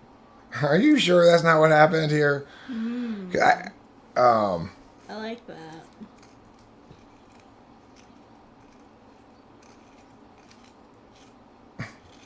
Oh my God, says, I've got a friend who thinks she's being hunted down by the Delta variant, like she's Ice-T in the movie 1994's Surviving the Game. Well, I did indicate my strategy was uh, right off the bat, and I said it. Anytime I see COVID, if it's peeking around the corner looking at me, I'm just gonna be like, I'm gonna give the hard eye. I'm just gonna run away with its tail between its legs. I got the flu. And yeah, I'm like totally like that. I got the flu in 2013, and if I can handle those symptoms, then I can definitely handle COVID symptoms. Well, Skager, I think the reason people like to use that term war against whatever is because the connotation of war is everybody as a large group all joins in to a central cause to which they contribute. They make sacrifices such that all their resources can be directed towards that effort because the problem is so important that we have to eliminate it with war, you know. It's one of the leftover problems of World War II. World War II just so happened to play out like, you know, there's this really bad supervillain guy, and he's also a regular European country, okay, who's still playing by old Europe's rules, and he gets super militarized, and instead of like modern villains who hurt their own people or take advantage of their own people or whatever, this guy did pull the proper supervillain move. He goes, I'm going to take over the world with my mighty German military. And this requires the rest of the free world to say, but we don't want you to take us over, you know? It's wrong for you to invade our country because we're perfectly happy here ruling ourselves. You've got no business invading us and ruling us. And so you had a clear-cut fight between the good guys and the bad guys. Good old USA America was at the right moment at the right time and with the right population size and the right amount of resources, etc., and was delayed into getting into the war long enough and isolated from the battlefields enough that we were able to go to war against fascism, right? And win the war and correctly resolve it in the end where we could. So, for example, we turned Japan from a militaristic dystopia into a communitarian dystopia. but but we turned Japan from a militaristic, autocratic, horrible culture into what's a kind of lovably neurotic, weird culture, but obviously much more democratic, much more liberty respecting, etc. So we turned Germany from this perpetual aggressor into all right, fuck it, let's all make a lot of money. Except for East Germany, of course, which we lost to the Russians. Our mistake in World War II then was we didn't push hard enough against autocracy and anti-democratic forces. If we'd pushed harder, and like Churchill won and gotten to Stalin, the whole world would have been a much better place from that moment forward. Yes. That's the lesson from World War II. However, we should not try to apply that lesson in this contemporary world. No. It is not that we don't live in that world anymore. You know, the only person who really knew what needed to be done was the ENTP, Churchill. He knew what needed to be done. He knew what needed to be done right from the beginning. He was right from the beginning. Note this. He was right about Hitler. He was right about Germany. He was right from day one. From before day one. From -10. He was saying, hey, watch out. This is bullshit. This is going to go south bad, you know? Of course, nobody listened to him. And then you get fucking Montgomery walking out that plane. There will be peace in our time. Still nobody listening to him. So finally, Germany invades Poland, and they go, okay, fine. You were right, Churchill. Okay. So, the thing is, he was right at the beginning, he was right at the end. Yes, the Allied forces should have gone in and knocked off the Russians at the end of World War II. Absolutely. There's no doubt about it. There's no moral relativism to be applied here. The Russian system was evil. Autonomy and liberty are good. Plain and simple. So, but we didn't. And that doesn't mean we should do it now. We should, it's like, shit's way more complicated now than it was back then. Yeah. And so we can't really take lessons from World War II and think that they're useful. So when we go, well, we'll just treat poverty like we treated the Nazis. We're going to treat poverty like we treated the Nazis. We'll go to war on it. Well, then you're like Lyndon Johnson spending trillions of dollars and accomplishing nothing.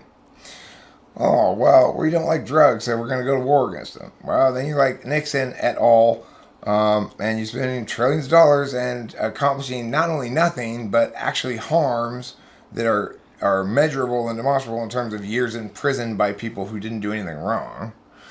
And the destruction of rule of law in terms of precedent, the whittling away of rights protections in the Constitution, etc.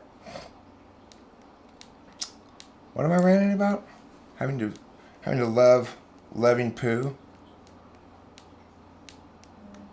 It's hard to love loving poo, but you can learn to love it. You can learn to love loving poo. Ain't no such thing as a subtype, not related to functions in the way. Ain't no thing as a subtype, unless you talking about a Negro, maybe. Ain't no thing as a subtype, not that's related to functions anyway. You know, there ain't no thing as a subtype. No thing, no thing. That's my new hit song. There ain't no thing as a subtype.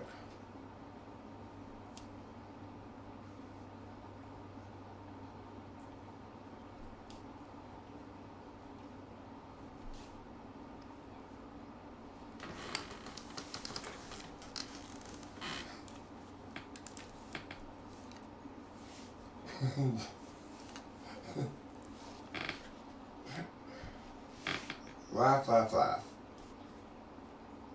That's not what I said.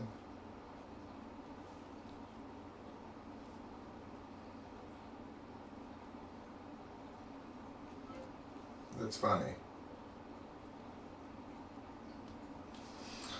Somebody sent me this. I'll show you. I'll cover up their phone number so you can't see it. Okay, so someone sent me this thing. Look at this. No, I don't need him to talk. He's just the only reason he would want to talk about it is to try to piss me off anyway. He knows he's talking out of his ass. Looks like They made this picture, and then with these words.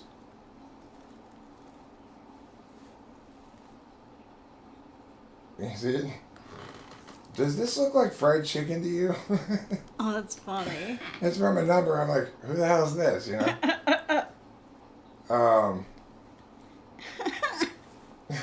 Does that look like fried chicken to you? And then they're like, shoot, sorry, I sent it to the wrong Eric. My apologies. I mean, I've got a lot of texts from you from before. I guess I typed you at some point. The person is, or I don't know if the person is listening to the live stream or not. Let me ask them. Are you listening to the live stream?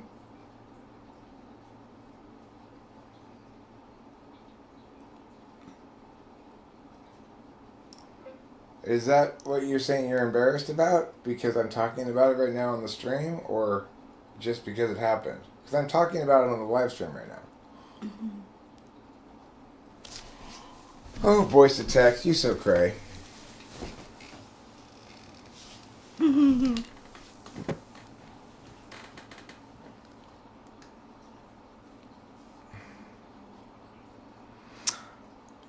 Who mocked what? No mocking allowed. I'm the only one allowed to mock. You can talk, hawk, pock, or shock.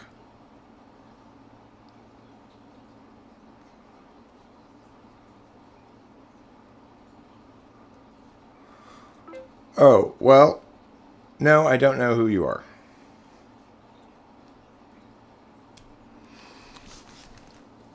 So there. When am I going to do another state of the channel address?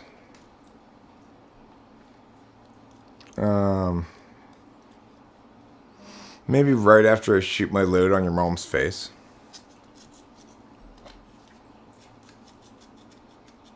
I don't know. Maybe soon. Ooh, that sounds like it. Thank you. People chatting, people talking. I'm very distracted here because this chatting is going on concurrently with my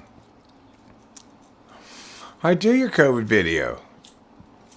But the thing is, when you're talking about what should be done with COVID, I want you to also talk about everything else that kills as many people as COVID and what you're going to do about all of those things too.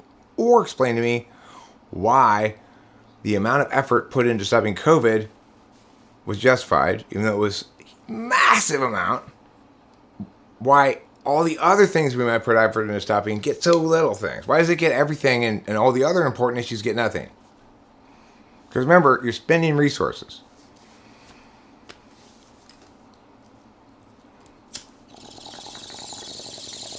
So address opportunity costs and what's fair. Because, I mean, maybe we should put all that money into cancer research instead.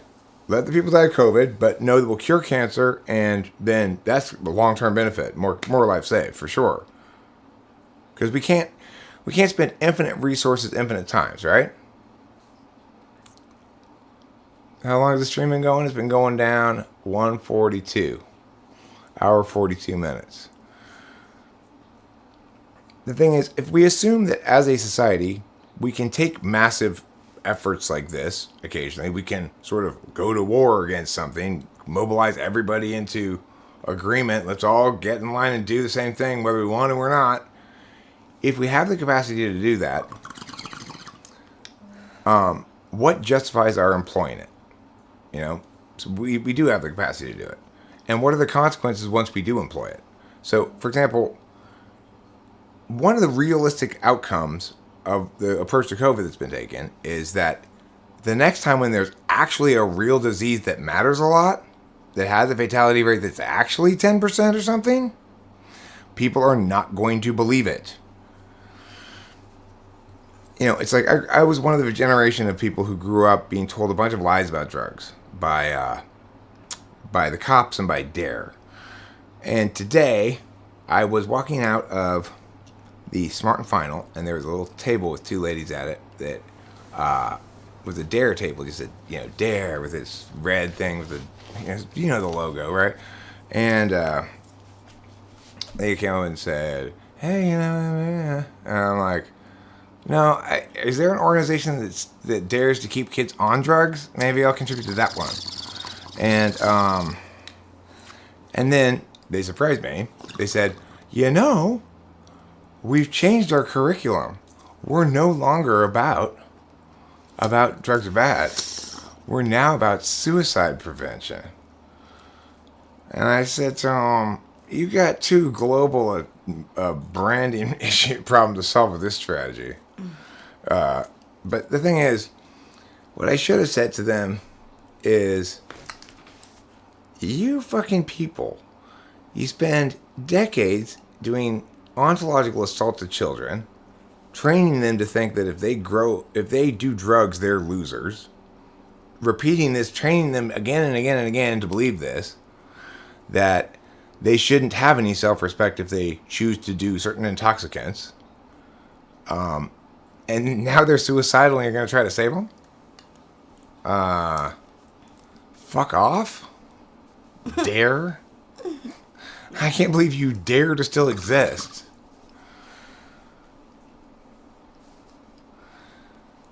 Okay, look, Sky Gear, we all agree that only the U.S. matters. But we like to pretend sometimes the other countries matter, okay? Just. Oh, wait, you had it backwards. You must be a foreigner. You know what we say about foreigners here in America? You're from another country. That means you're from a worse country. Because obviously America's best.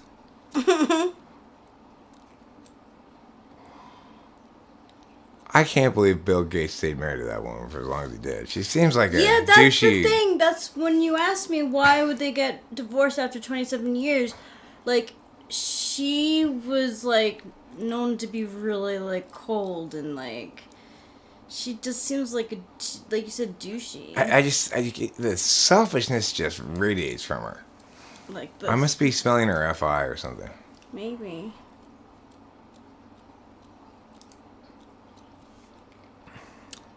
Love it or leave it, Sky Gear. Love it or leave it. What was that shirt we saw in Laughlin? It said, like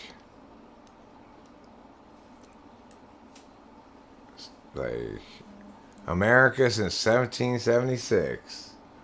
Like booze, guns, or something like that. Oh, I forgot. Remember that shirt? No, I don't. I was in the store there. They divorced so that Bill Gates could liquidate shit tons of stock without freaking out the whole economy. I wouldn't doubt that the divorce is a component in larger financial plans. I would generally try to avoid jumping immediately to the most conspiratorial sounding of them. Just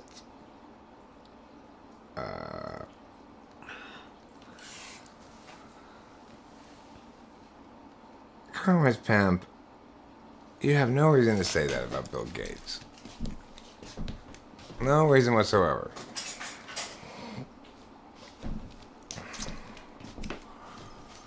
Let's bring up another controversial topic, Eric. Your thoughts on legal immigration. I think that that immigration is a policy that we should treat with a utilitarian frame. So, until somebody comes here and lives here, they're not one of us. Once somebody does, they are one of us. So once they're in and they're one of us, then we have to consider their interests. So I would say we should make immigration basically only for people who benefit the U.S. a lot. So if you're rich, sure, come here. You'll bring a lot of money to the economy. If you own a big corporation, you want to put it here, great. If you want to, if you're a movie star and you want to live in the U.S., fine. If you're important and cool and stuff, fine. Otherwise, we should have a basic policy of, sorry, you're not cool enough to come here, to live here. You can come to visit. I'm in favor of more lenient visas. So let people stay longer. Stay long, yeah. Get checked Visa less often. fine. You know, let some visa violations shit slide occasionally. You know, I don't see it as basically a security risk. And idiots try to position the immigration topic as a security risk, and then other idiots try to position the immigration topic as a racism issue. And I go, no, you guys, look, this is really simple. This is where you can squeeze money out of people. Legitimately. It's what it means to have ownership of a border. You say, okay, you want to be a citizen here? Pay us $1 million. It's totally legitimate. There's no reason not to. I hate to say it, but that's what New York does. I mean, like, half the people that live in the city are Europeans. Oh, yeah? Well, I mean, I think They're bottom line partly. is, if you can afford to live in New York and Manhattan, then Yeah, you in probably Manhattan. won't have too many problems with visa and immigration No, and stuff. yeah.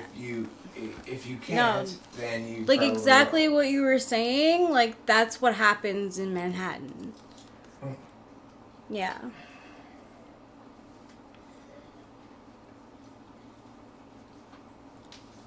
So I think we should just treat immigration as certainly, there is no way in hell we should listen to the Statue of Liberty.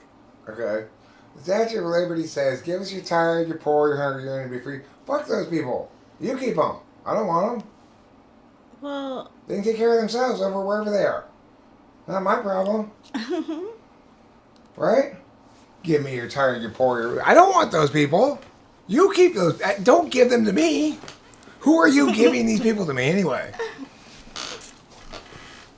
I mean, it was, like, applicable at the time, I guess. I don't know.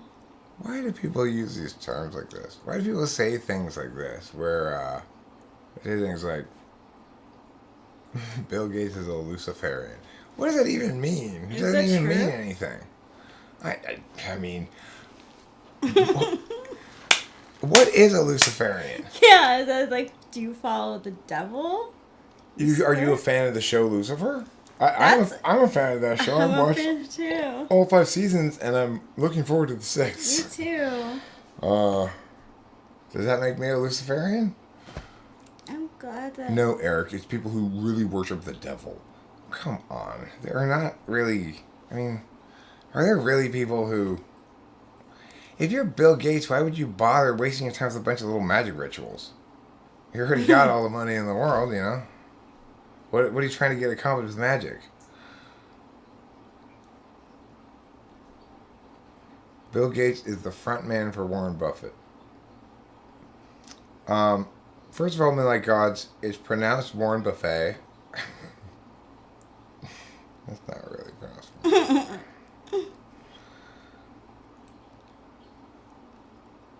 Now, let me tell you something. Boy, did I have some very sexual intercourse today with Rachel here. She and I in the bedroom inside. We did marital behaviors. Yes, we did. Involving our privacies and our rated X parts.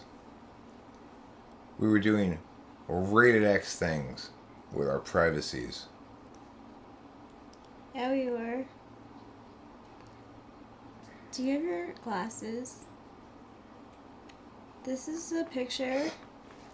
True progress says skepticism, authority, absolute valuing of rationality, strong belief in autonomy and dignity, etc. All traits associated with satanic thought. Not associated with satanic That's what thought. Luciferianism is? That's not satanic thought. That's a bunch of inferences based on one story in the Bible. Hi, baby. So that's a 1945 B-25 bomber that went through the Empire State Building. And killing 14 persons? Was it a train? It was like an accident, or? Yeah. 1940 what year? 1945. So was it after the war was over, or were we still at war with Japan? Does it say what the date was exactly? It doesn't. It was a mistake. Oh, you said fly over the building? I'm sorry, I thought you said through. But that just goes to show that, like, a plane can, crash through a building and it not collapse all the way down like that. Because it... Yeah, I mean, it didn't do much damage to that building, obviously. Oh, wait, is that building. fire? Yeah, it's pretty bad. Or I can't tell if it's steam coming in front of it? Yeah, that's fire. No, that's steam from another building. The fire is there. Up there. Yeah, well... That's interesting. Yeah. What kind of bomber was it? B-25 bomber. A B-25 bomber flying from... crashed into the 79th floor of the Empire State Building, killing 14 people in 1945. The B-25 bomber, with 2 pilots and 1 passenger, was flying from New Bedford, Massachusetts to LaGuardia Airport, New York City. As it came into the metropolitan area on that Saturday morning, the fog was particularly thick, and air traffic controllers instructed the plane to fly to Newark Airport instead. This new flight plan took the plane over Manhattan. The crew was specifically warned that the Empire State Building, the tallest building in the city at the time, was not visible. The bomber was flying relatively slowly and quite low, seeking better visibility, when it came upon the Chrysler Building in Midtown. It swerved to avoid the building, but the move sent it straight into the north side of the Empire State Building near the 79th floor. Upon impact, the plane's fuel exploded, filling the interior of the building with flames all the way down to the 75th floor and sending flames out the hole the plane had ripped open in the building's side. One engine from the plane went straight through the building and landed in a penthouse apartment across the street. Other plane parts ended up embedded in and on top of nearby buildings. The other engine snapped an elevator cable, while at least one woman was riding in the elevator car. The emergency auto brake saved the woman from crashing to the bottom, but the engine fell down the shaft and landed on top of it. Oh. Wait, quick thinking rescuers pulled the woman from the elevator, saving her life. Oh, so it saved her from crashing to the bottom, and then the engine landed on top of it and they got her out, I guess. Either right before or right after the engine landed. Since it was a Saturday, fewer workers than normal were in the building. Some suffering burns from the fiery fuel and others being thrown out of the building. And others after being thrown out of the building. From the War Relief Services Department of the National Catholic Welfare Conference into the offices of which the plane had crashed, the crash did cause nearly $1 million in damages, about $10 million in today's money. Okay, so let me get this straight. In 1945, we've got a military bomber filled with fuel, because it's only traveled from Massachusetts to New York, which isn't very far. Crash into the 79th floor of the Empire State Building, catch 4 full floors of building on fire, drop an engine down an elevator shaft, and kill 14 people, and not fall over, not collapse at all. None of the floors collapse. And then our technology is so much better, 60 years later or whatever, that a plane crashing into the one tower caused the whole tower to collapse. And then another plane crashing into the other tower caused the whole tower to collapse, plus an extra building a couple blocks away for no reason. Wow, I didn't know that part. That's the Building 7 one. Oh. I mean, come on, guys. Where's up with the building codes? Empire State Building was built a lot better than the World Trade Center, right? Yeah. So well-built Empire State Building, obviously, since it's really easy to get a skyscraper to completely collapse into rubble on the ground. All you got to do is crash something big into the side near the top of it, and the whole thing falls down neatly like this. It's crazy. They should start doing that in demolitions now. Yeah. A good controlled demolition, better than any controlled demolition, leaf trimmer, is this. You want to make a building fall directly down into a nice pile of rubble at the bottom? Just crash a plane into the side of it. You just get a cheap plane they're going to throw away. Oh, you guys throwing away that plane? Okay, can we crash into the building? And that's how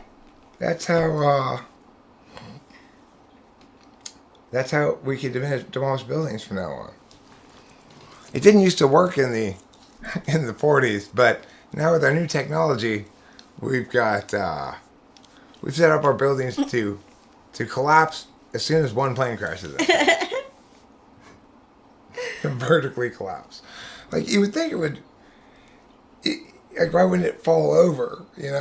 Maybe because there's a lot of impact going this direction too, right? It must push it this way a bit. Engine and the engine went into the other building next to it, into an apartment. Right. That makes sense with all the... And in that whole process, 14 people died. Yeah. Quite a markedly different experience than we had in 2001, right? Mm-hmm. And this was on a day where not a lot of people could come in and help with this thing. Like, we got a lot of people off. It's Saturday. I know you got 4 floors of the Empire State Building on fire, but guys, I don't know, just squirt some water on it. I don't know. Look, I'm busy. I gotta go. This is sort of the attitude of the city officials, it sounds like, in this story. Yeah, it does. To be honest, in IRC, there's a bunch of buildings in the U.S. that vertically collapse on themselves from literally thin air. So are you saying there's a fundamental design flaw that was evident in the World Trade Center that's also evident on other vertical buildings?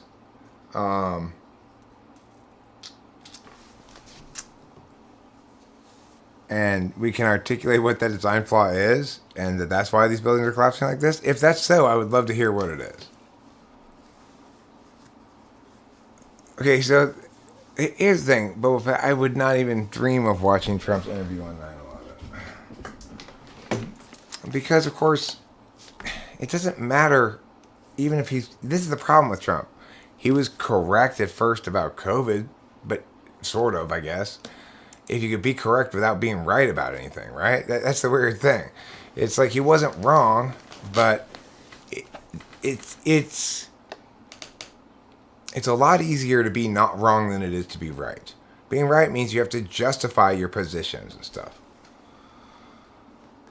Okay, well, true progress. I accept the idea that there was some sort of design flaw in the World Trade Center, such that if one floor collapsed, or two, that it would inevitably collapse all the way down. But we'd have to acknowledge it as a design flaw, right?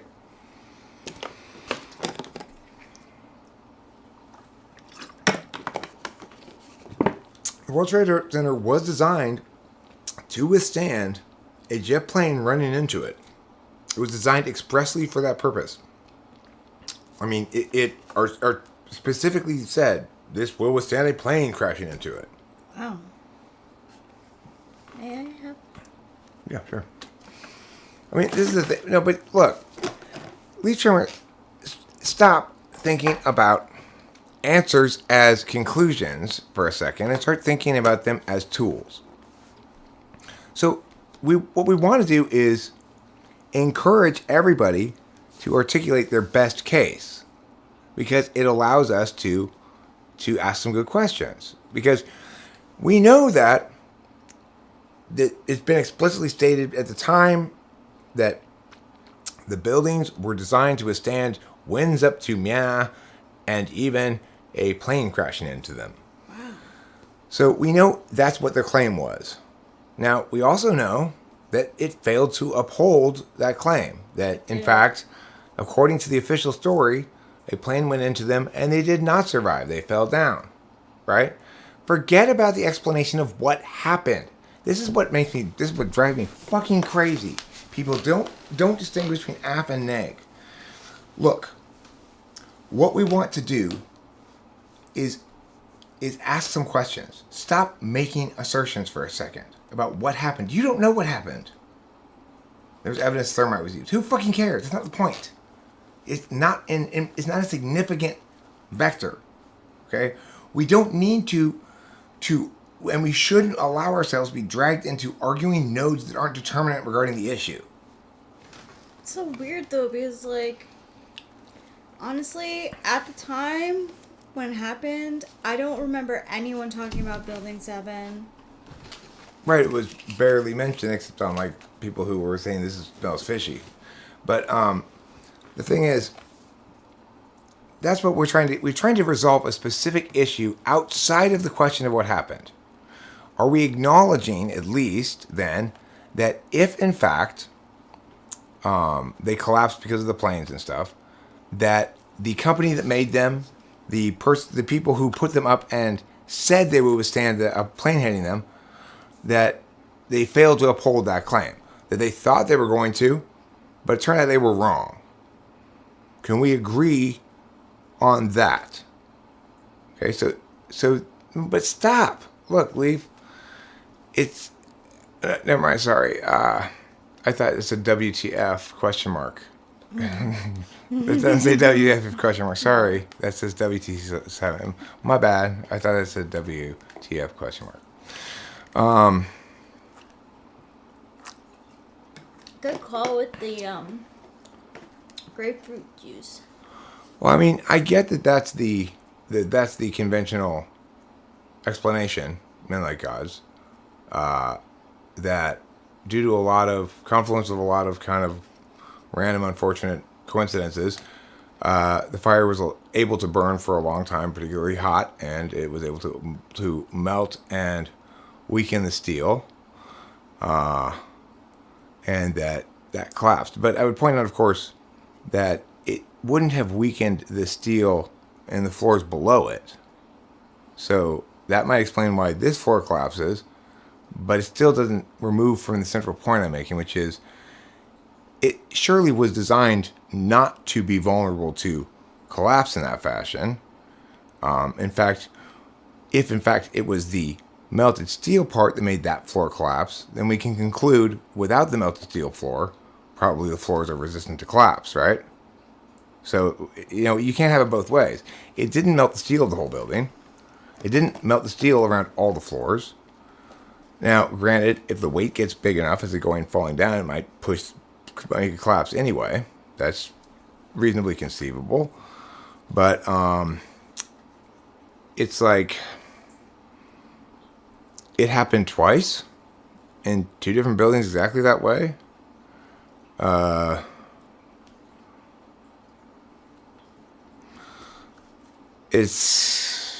Okay, so weakened steel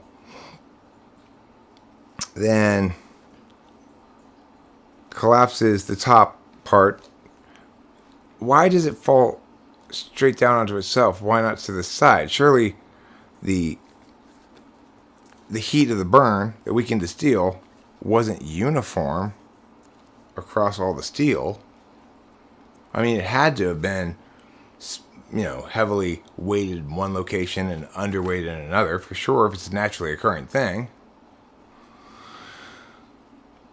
Okay. So, look, I'm not saying it's impossible that it happened the way it happened.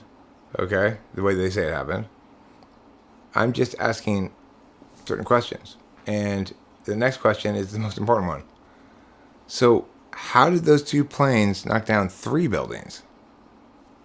What about building 7? It wasn't hit by a plane. Why did it fall down? According to the official story, burning debris caused a fire in building 7. Regular fire.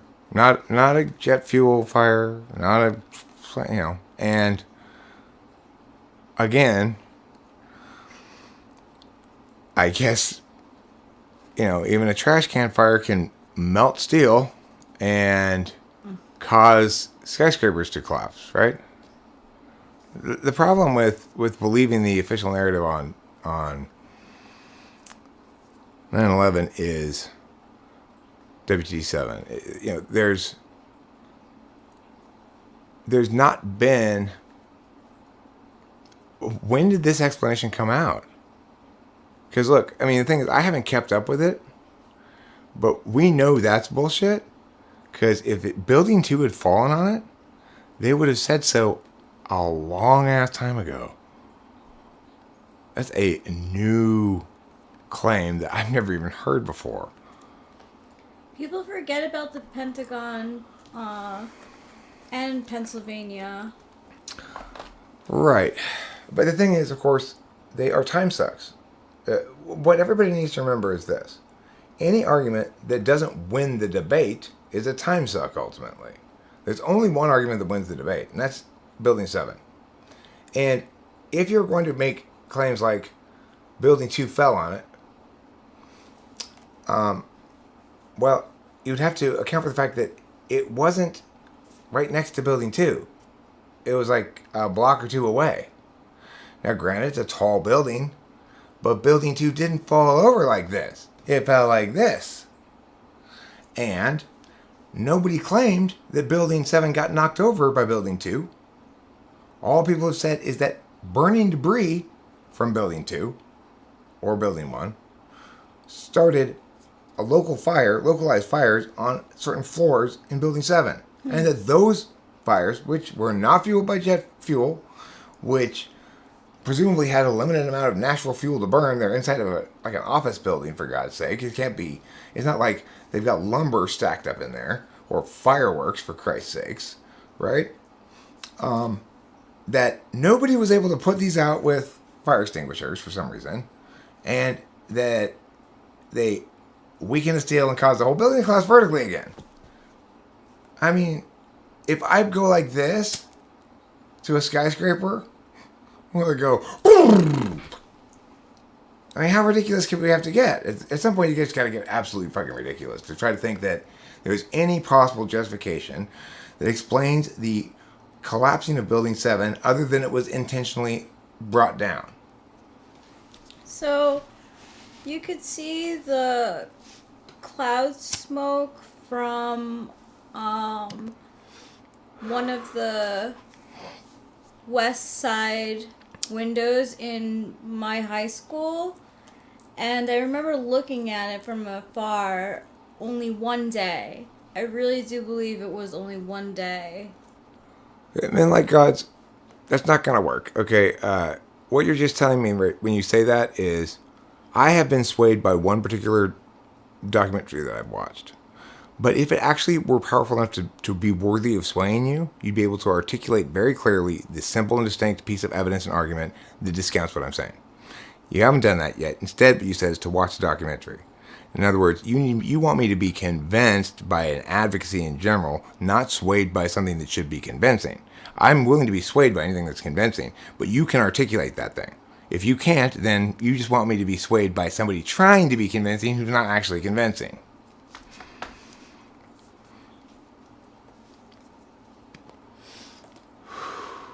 Loose Change swayed your documentary? What's Loose Change? Is it the name of a 9/11 documentary? Yeah, I believe so, yeah. Look, I mean, like, as with cognitive functions, when I was into researching 9/11, I researched multiple sources. And as with cognitive functions, I'm not subject to the NI wrongness or the TI wrongness. So, I'm a debate coach, remember? I don't swallow bullshit. So why am I only talking about Building 7?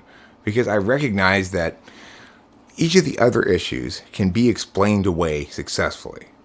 Now, it sounds like somebody's made a video that's got you convinced that it's explained away, but I understand the process from a congressional hearing standpoint, and the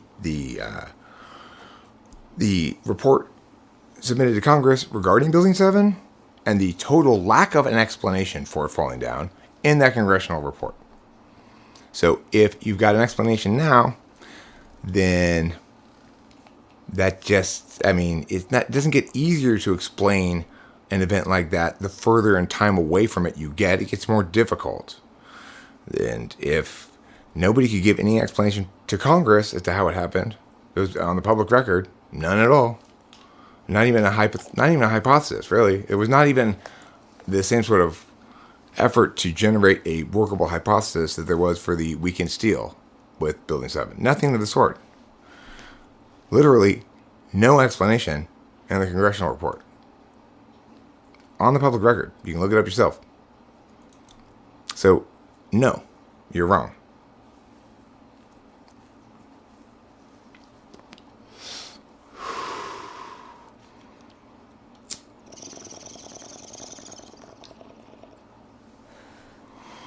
I mean, all those circumstantial things are moving away from what we ought to be doing. We have to pin everybody down on the one thing that's definitive, that they were unable to explain to Congress how Building 7 fell down.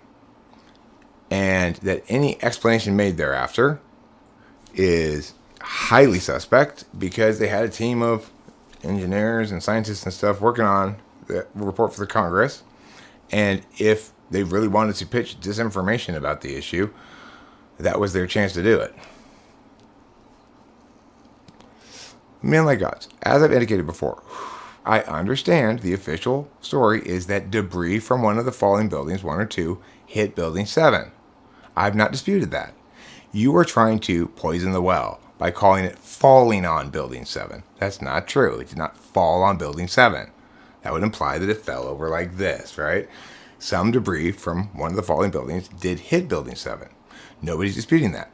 There were fires in Building 7. Nobody's disputing that. The fires burned, small fires, off and on, for the full day after the planes had hit the World Trade Centers. And then many hours later, like at 5 or 6 in the evening, Building 7 collapsed. So don't tell me that Building 7 collapsed because Building 2 fell on it and expect me not to call absolute 100% bullshit on that. Okay, well, those, again, that's, those, look, understanding argumentation. Don't get caught up arguing things that are non-determinate. We can make, I can pin him on Building 7. I'm right, he's wrong. And it is determinate on the issue of whether or not 9/11 had some intentional shenanigans going on, right? So let that get accomplished. Ancillary circumstantial shit isn't going to work. That's not going to establish anything sufficiently. You've got to have something determinate, like Building 7, and it is. And so why am I pushing back very hard against men like gods is because it absolutely is determinate. It's a shame that some disinformationist has managed to convince him otherwise.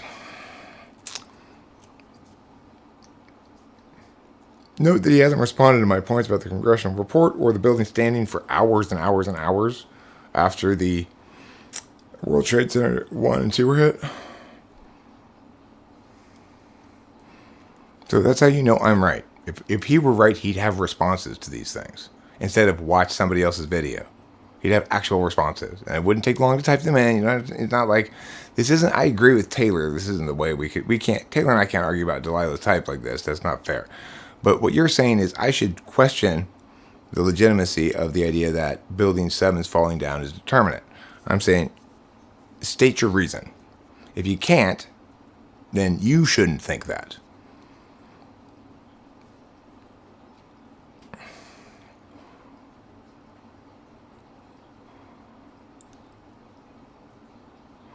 Under the conditions described, the replacement of the outside steel would have been only 1 inch, not the 6.25 NIST claimed, and not enough to cause failure. Okay, fine. Across the street. Okay, that's fine. It's across the street, not a block away. I'll concede that I was wrong about that. When I said it's about a block away, I wasn't exactly sure how far away it was. But I knew it wasn't right next door to it. That doesn't mean that it fell down.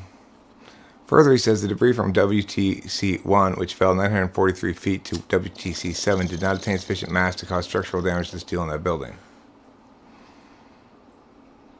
Thank you, Sky Gear. Boy, I wish I had you following me around all the time.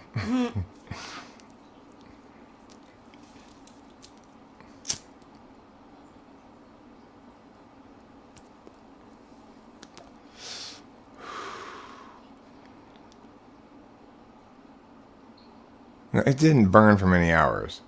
There was like theater fire. If you see the footage, it's like there's a little fire you can see kind of on one of the floors.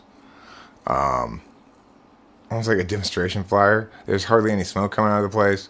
It's not on fire. The building's not burning. That is not a building burning. That's a couple of trash can fires.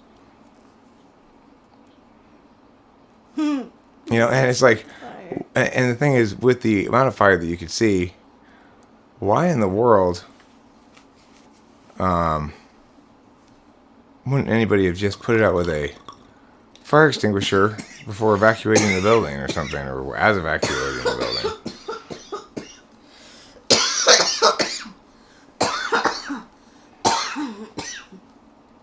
Sorry, bleep. No, I have seen one picture of Building 7 that makes it look like there's a big chunk cut out of the corner of it. I know what picture you're talking about. Of course, you'll note, if that picture is accurate, it would not have fallen down the way it did, would it? It would have fallen down like this. So we can dismiss that completely. Fires could not have caused the weakening of displacement of structural members capable of initiating any of the hypothetical local failures alleged to have triggered the total collapse of the building, nor could any local failures, even if they had occurred, have triggered a sequence of failures that would have resulted in the observed total collapse.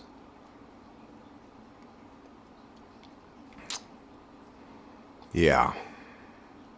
So it is definitive. I appreciate you trying to play devil's advocate, but you can put to bed any notion that Building 7 is non-determinate. It is determinate. It's the only thing that is determinate, which is why it's the only thing I argue about. I don't talk about the Pentagon. I don't talk about Pennsylvania. I don't talk about blah, blah, blah, because those things aren't determinate, and they can be explained in various ways that, unfortunately, make even what appears to be compelling evidence to any normal thinking person, in the face of an active disinformation campaign, inadequate. So we need to have adequate information and adequate conclusion that everybody agrees on. No reasoned person, no reasonable, rational, decent thinking person can deny that Building 7 did not fall down it was taken down intentionally.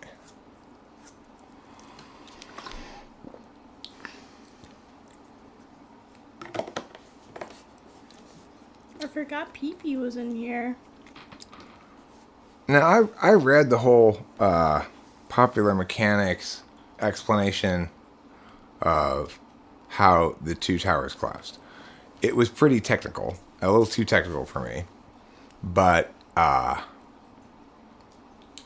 it seems like they had to invoke a number of sort of special circumstance things to make it work. They had to sort of like, well, if we pretend it was this, there's a little bit of that going on. But at the end of the day, it was too technical for me to make a firm conclusion on whether or not it made enough sense to justify the possibility that the towers collapsed just because the plane hit them, and that's just how it happened. So I can't. That's not determinant for me because I don't understand the engineering well enough. The engineering on Building 7 is very easy to understand. It was taken down intentionally by people empowered to do so by position or something like that. It's like it wasn't a bunch of Islamists on the ground, planting explosives around Building 7. It definitely represented some knowledge, involvement, complicity with some parts of government. So I think that's the minimum that's the maximum we can conclude definitively. But we can conclude that definitively. And if we aren't concluding that definitively, we are lying to ourselves. Because while I've been unable to find any other smoking guns in the thing that, in other words, can't be rationally disputed, Building 7 is such a thing. And so it's like, if you're still the mindset that there's no insider part to 9/11, it's time to put that fantasy to bed and acknowledge that, yes, there definitely was. And the reason is because we do have that one determinate piece of clear evidence that's indisputable.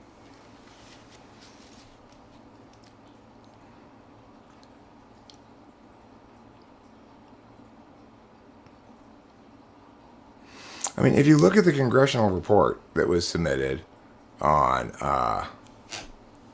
Building 7, you'll note that they don't have an explanation for how it fell down. They present the weak and steel hypotheses for 1 and 2, but they have no explanation for 7.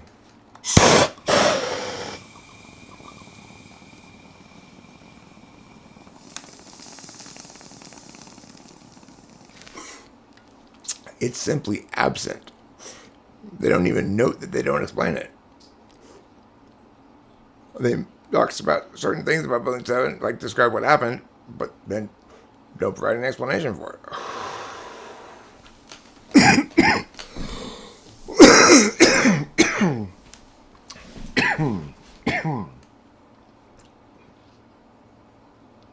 I don't know. A bigamist? Sorry about the coughing, everybody. I've taken up coughing as a strategy to improve my respiration, because sometimes all the smoking leaves particulates in my lungs that I need to clear out with a little bit of coughing. Try it sometime. You might find it strangely refreshing. Yurt Bezmenov explains the government agenda to create a chaos state to invoke a sense of dependency. Of course, new group, we can eliminate Yurt Bezmenov from our list of intelligent people because there is no single monolithic purposed government with plans that they're implementing. There's a lot of different overlapping pools of both power and leverage and various other factors. It's a very complicated system.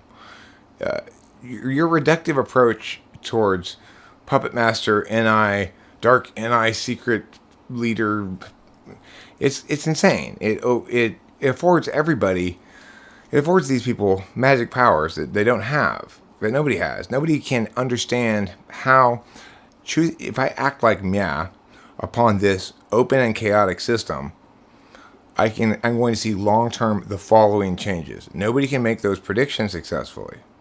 That's why we've seen such this endless series of terrible policy decisions, because people assume that we can. No, men like gods, again, I will make this very clear, and I hope to, I'm going to have to say it again and again and again and again to people. If you're right, you can articulate the reason I'm wrong, not tell me to watch something. If you were convinced by that thing, then you must know the reason that was convincing. If you can't articulate it, you shouldn't have been convinced by it. The end.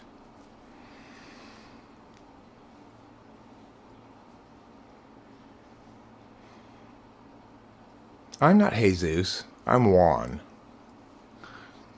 No, I know those things happen sometimes. I agree. Certain cells of power, authority, or influence within a government will garner enough resources and inertia to make some bullshit happen. There have been plenty of examples of it. I'm not saying I trust the government. I'm saying that doesn't represent the government. That represented subset of subgroup G, Mia. And if we misunderstand the way that power dynamics work, then we'll treat what's a open chaotic system as though it were a closed and predictable system, and that's where we make all of our mistakes.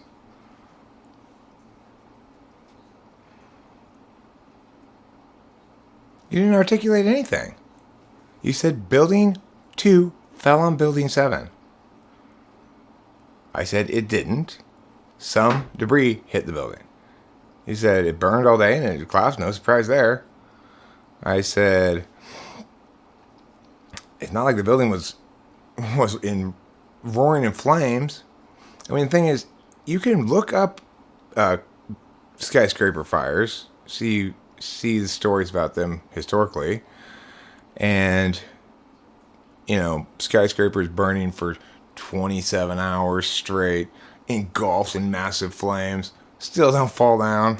I mean, this is not consistent with what we saw in Building 7 at all. There was not engulfed in flames. You could barely see any flames. It just on 1 or 2 floors, a little bit, Nobody's claiming it didn't have any evidence of being engulfed in flames. There wasn't smoke pouring out of it. You could barely see any smoke.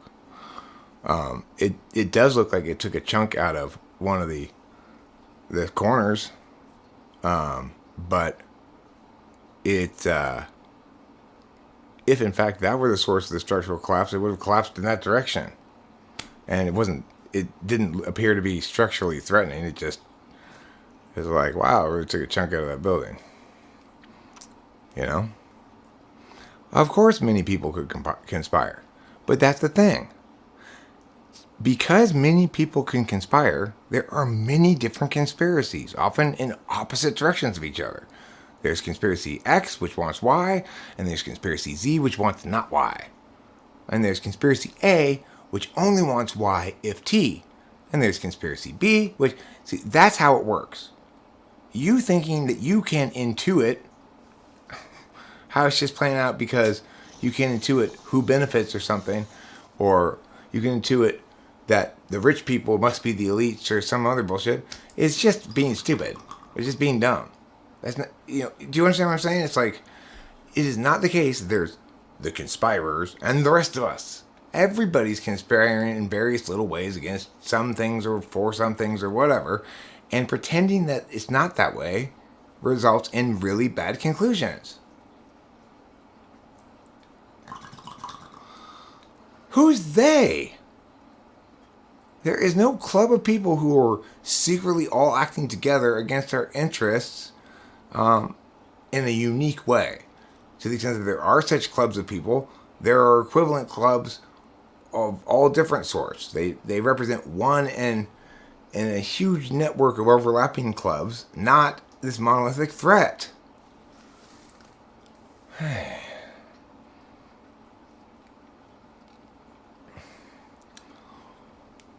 The thing is, Winston's mom, it's important to remember, these vaccines are not the first time the government has taken us all over with their shady ways.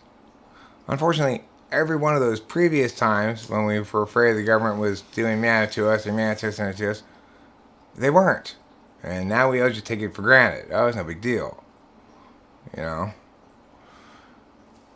used to think that there used to be theories about the government putting hypnotic messages in television and stuff like that was controlling everybody's thoughts. Alright, I remember back in the early 2000s, my friend Corey would talk to me about HARP and chemtrails and stuff. And this is what the plan is. The plan is always in the future, right? It never seems to happen. So in other words, where's the black helicopters and stuff like that? And the plan always changes. In other words, whatever you can point to that's nefarious always gets framed through this same plan thing, right? And so the details of why change all the time, but the specifics of it's definitely a centrally nefarious plan don't. That's the frame of reference, and everything else gets filtered through that frame. It's completely backwards, and misunderstanding the way the world works, and contributing to a poor thinking about public policy. Nobody disputes the fact that there is a huge need for transparency in government. My belief is that the thing that protects all of our liberty ultimately is transparency. That if there were radical transparency where people couldn't hide shit they're ashamed of, then you discover that most of the things that most people are ashamed of aren't really shameful. And that the people who really have things that are shameful to hide, we want them to not hide them successfully because they're victimizing people in horrible ways or something, So I'm a big believer in radical transparency. It's got to apply as surveillance as much as it does surveillance, which is to say, I want us to have as much capacity to spy on the NSA as they have to spy on us. I would like as much capacity to review the files of government officials as they have to review my files.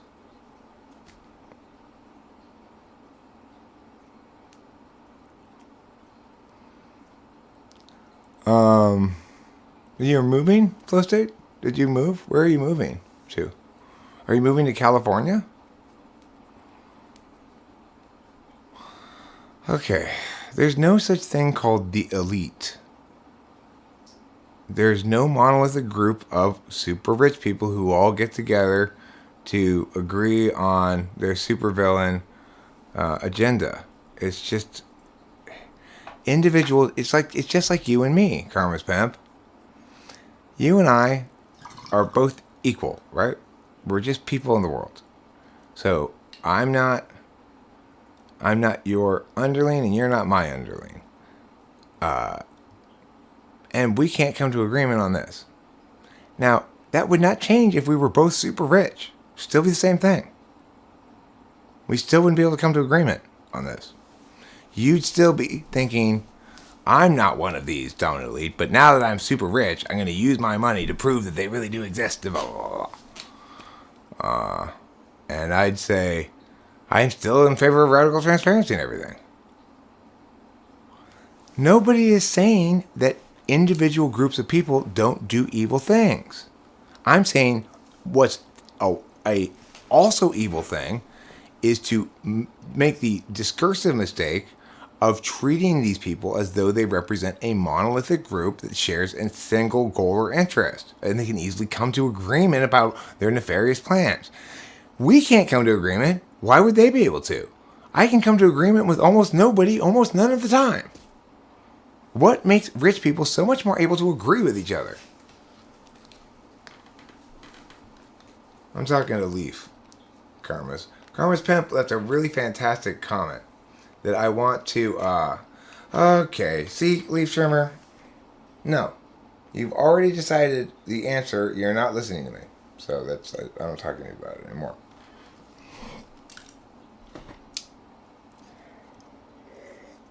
I'm gonna pull a couple bowls and go to sleep. Right on.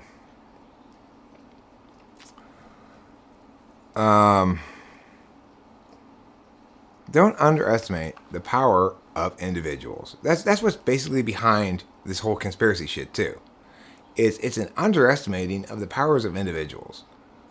I, as an individual, I'm who I am. I might be more prosperous or less prosperous. I might get super famous. Possible. Nobody really thinks it's going to happen, but it's possible. Yeah. Maybe I will become president, you know? The thing is, I'm an individual who's not going to change as my circumstances change. I'm who I am. I'm the same way I've been. I'm an evolving human being. I'm not going to be corrupted by it. I'm too old to be corrupted. If I were going to be corrupted by shit, I've been long ago been corrupted by it. I'm in some sense, I'm too entitled to be corrupted. I don't feel a great deal of juice about money, really. I get worried when I don't have it, but also I don't have skeletons in my closet. So there's nothing people can extort me on. Now, granted, in theory, it's possible that they could get to me by threatening to harm my loved ones or physically torture me or something like that, but I don't see any evidence of that. Obviously, nobody was controlling Trump very much.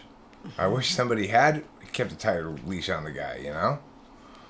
He was fucking loose cannon flying off the handle every which way. If you want to interpret that as some grand act to hide the puppet masters, then you are totally delusional. Yes, I'm actually running for president. This is the thing, rambunctious sailor. What I determined is I'm never able to with a campaign like that, it's all about you got to launch and then keep the momentum going. So in other words, you got to launch a certain distance from the election and then push hard from that spot all the way through to the election. And in order for me to successfully do this, I'm going to have to start with a sufficient amount of visibility and a sufficient amount of credibility. I'm trying to change that right now with talking with famous people. I'm making videos that are edited. I'm trying to think in terms of what's going to be popular, okay? More, at least, without sacrificing my core principles, which are I'm not going to be deceptive and stuff, and I'm a little bit fighty, and I am who I am, you know? So that's one of the things that may prevent me from getting popular enough.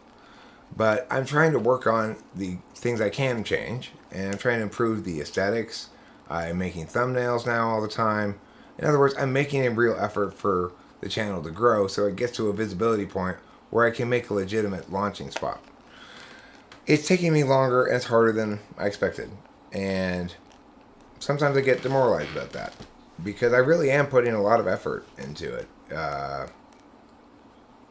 It takes me hours and hours to make one of those edited videos, and I don't necessarily feel as though they come out good at the end, and sometimes that's really depressing. I'm trying my hardest, and sometimes trying your hardest isn't good enough, I mean, trying my hardest is kind of an exaggeration.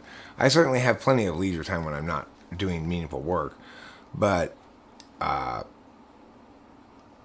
also have long stretches of time when I am just working. I gotta get this done, push it through, and trying to be pragmatic about making good user-friendly videos, not so TI, more NI, more FE.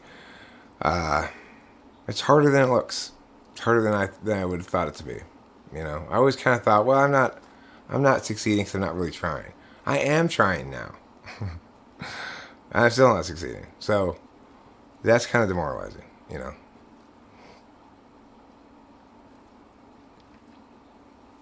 Well, I mean, if you review the videos I've been putting up, my effort towards that goal right now is to take this channel seriously so that I can get to a visibility level where I can, like I said, meaningfully launch a campaign and push straight through to the end. Because if I'm not at a visibility level that's high enough, I can't set up a bunch of interviews, press things, blah blah blah, blah like I'm gonna need to do.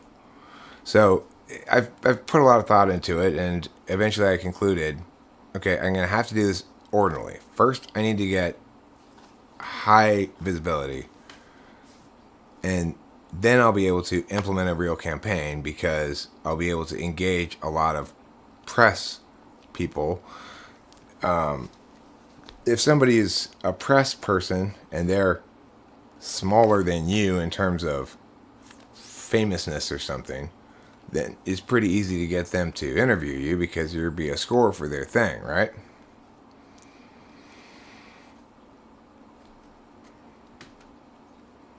If someone is stuck in their ways, is that a behavior issue that can drive their cognitive functions? I mean, I think your cognitive functions result in being stuck in your ways. So if you're SI tool, you get a little stuck in your ways. SI dom might get a little stuck in their ways. Sorry, I was saying thank you to Alan Bryan. Thanks, Alan Bryan. You know what? I don't even mind the 2 first names. It's okay. I'm okay with it. Normally, I say nobody's allowed to have 2 first names around me, but with you, I make an exception. I'm going to just pretend Brian's the last name.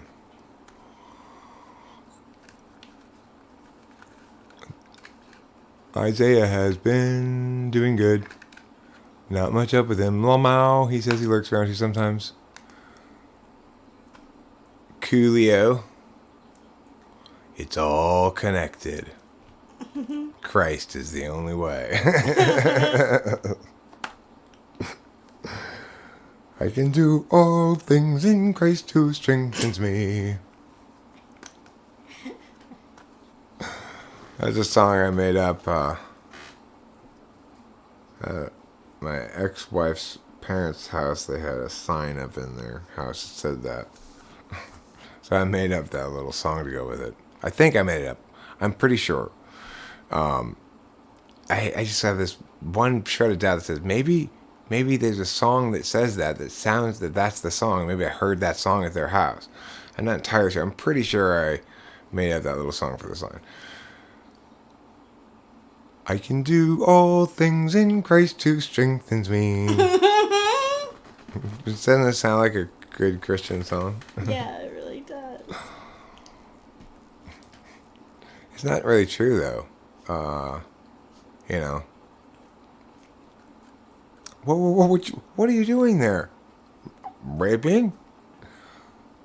What? I thought you were a Christian. I am. I can do all things through Christ who strengthens me. Look at me raping the hell out of this person.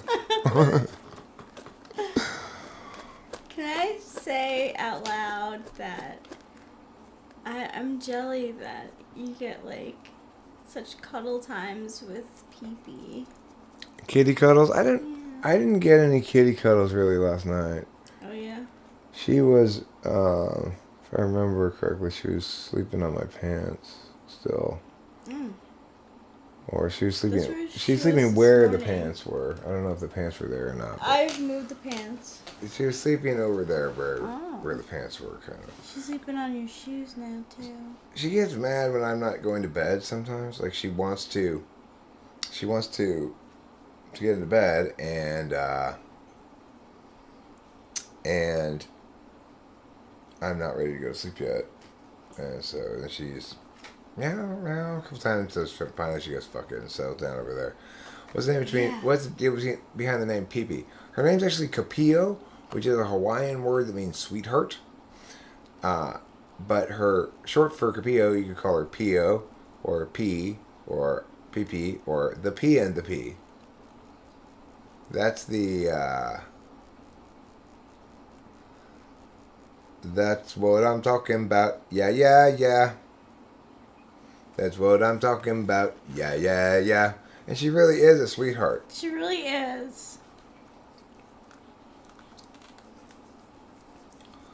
That's what I'm talking about. Yeah.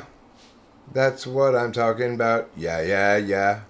I told my dad how, we'll, do things to her, medically, because she has fleas, that she hasn't, done to her.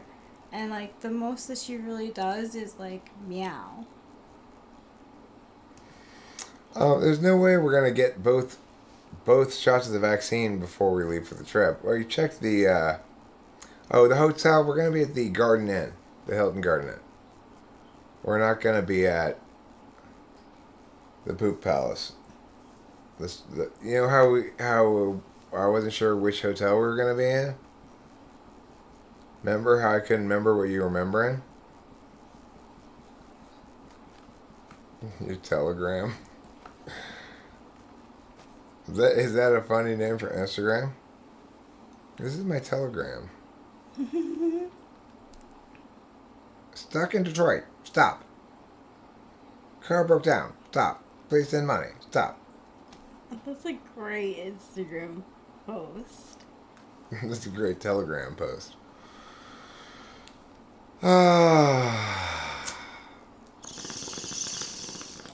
Where are you moving, Taylor? You didn't send me a telegram. I told you to send me a telegram every time you're moving. A singing telegram. Oh, Taylor is moving and he wants to let you know. I think that too. Taylor knows this. He's supposed to send me a singing telegram every time he moves. Classic misdirection. What's that? What's T.me?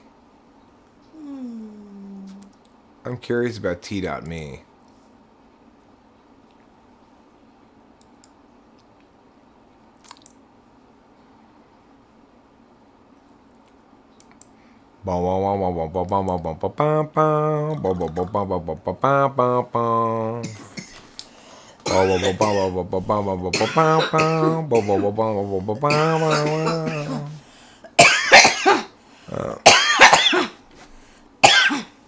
I see it's some sort of thingamajig, huh?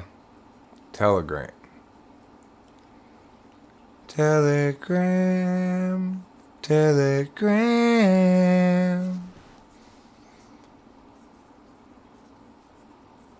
Rapid. It doesn't seem to be working. So, we're going to have to just leave that alone for the moment. I'm going to leave it alone. We're going to cleave it to the bone. Question, wouldn't the ISFP and the ISFJ get upset with one another? You got one who has FE opposing, and you got one FI opposing.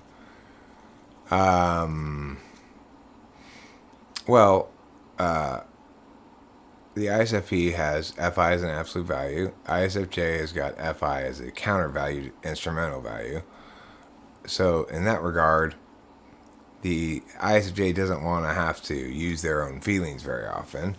And the ISFP is going to use their own feelings as a basic frame of reference, which means they might be unfair to the ISFJ sometimes, which means the ISFJ is going to have to display their feelings to set boundaries, which they're not going to like. I think that would be the basic mechanism of the breakdown there is ISFP will ultimately seem selfish to the ISFJ, who will try to be super nice about it, hoping to sort of show the ISFP how to be more of a team player, and then get resentful, and then display their feelings. You've crossed my boundaries. At which point the ISFP will understand and go, oh, I'm sorry, I didn't mean to cross your boundaries. I do totally respect personal boundaries that are arbitrary and meaningless. But I do totally respect them, not meaningless, arbitrary. So now I get it, kind of. But it doesn't play out as them learning a general rule that they generalize out, really. And so it just repeats. That's my prediction.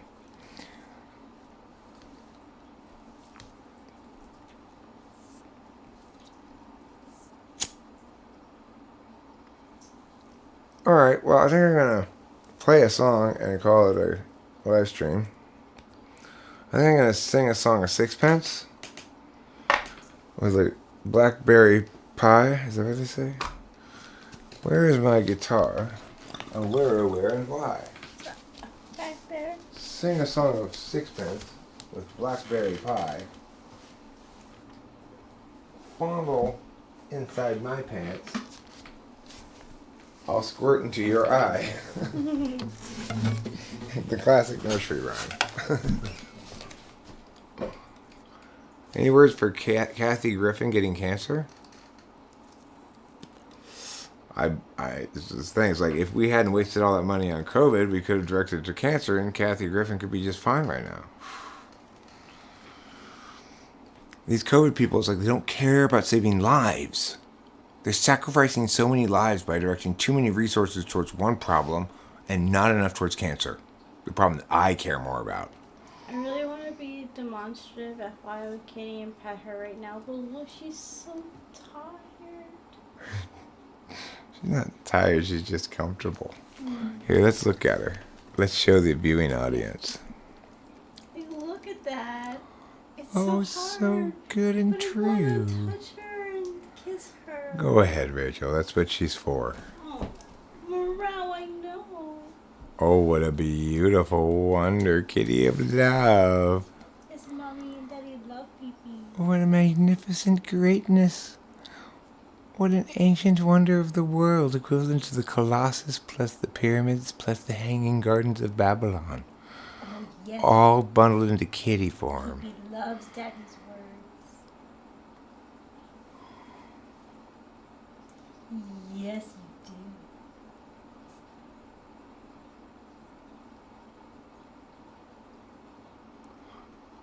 do. And that is true love right there. That's what true love looks like. It's the love between a woman and a kitty. I believe Plato said that's the highest form of love. Was that what it was? The love between a woman and a cat? Oh, but my husband! I love my husband! Thanks, baby. I love you too. Oh, You're so sweet and special. thanks, you are too. So, yeah. Rachel and I went all the way. I got to fourth base today. That deserves a high five. Yeah. I'm going to bro out with my bros. Finally, Rachel put out. We've been dating now for a full 2 years almost, and she finally put out. I was surprised how she really, really wanted to preserve her virtue.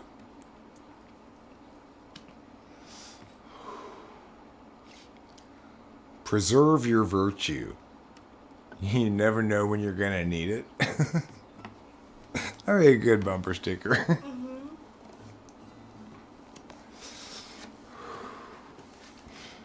And virtue preserves. It's really just apricot preserves, but they claim to protect your virtue. Yes, it is still occurring. I'll make a video about it pretty soon. It's going to be at the Hilton Garden Inn on Sunday. at the Hilton Garden Inn on Sunday.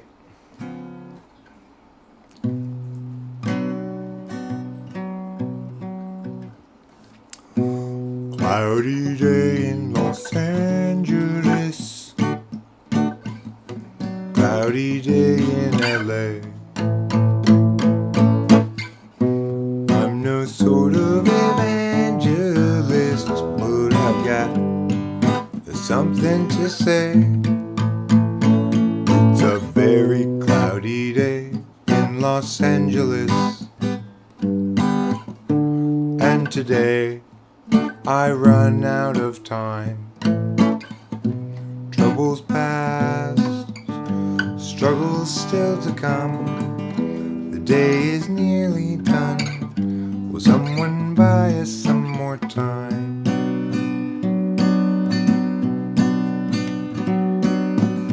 Cloudy day in Los Angeles,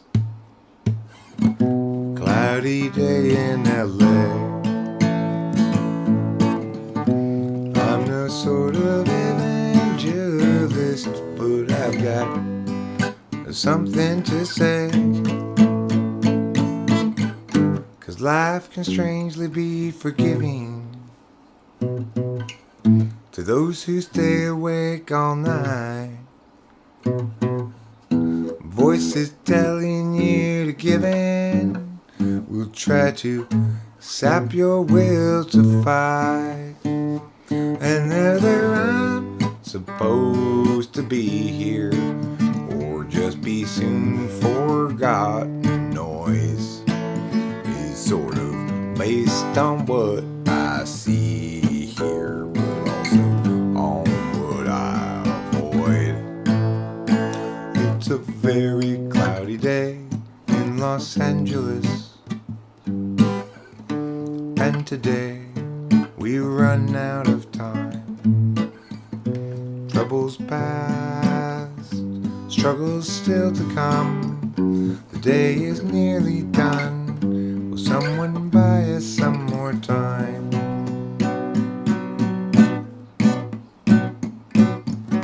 Cloudy day in Los Angeles, cloudy day in LA. I'm no sort of evangelist, but I've got something to say. It's a very cloudy day in Los Angeles.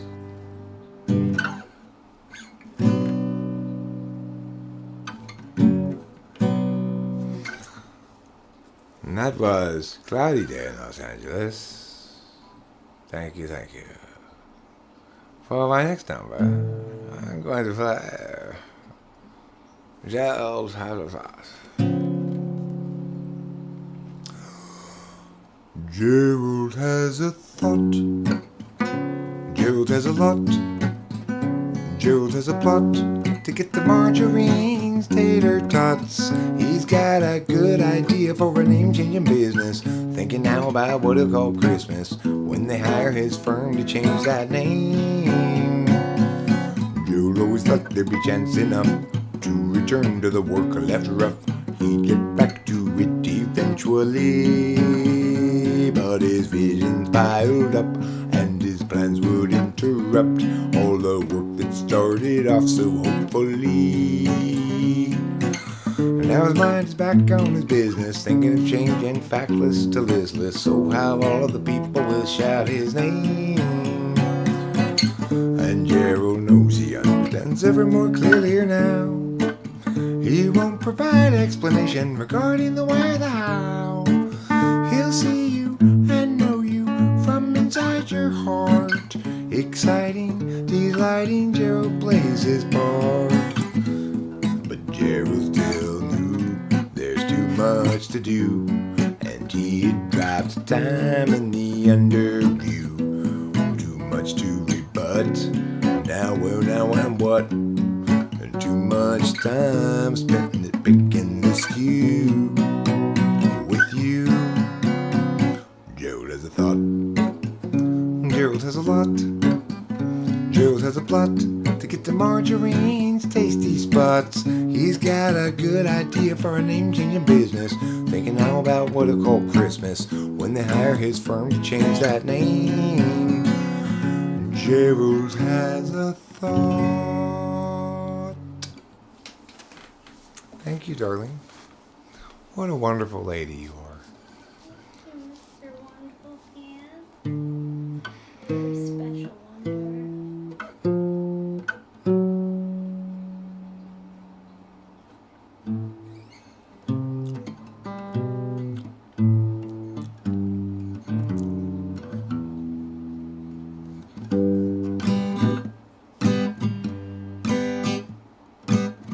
When I was younger, it seemed that everything gleamed. I don't know what happened to me, but I've lost that sense of urgency, and I don't think that I'll ever see it again. If you follow my lead, you'll discover I'm loster than you, and you'll want to know the way to get back out to wherever it was you thought you knew. And tomorrow will be just like today. I'll be lost then too. It's a matter of mood as much as a matter of will, and the things I do and the direction I point to still seem a part of me,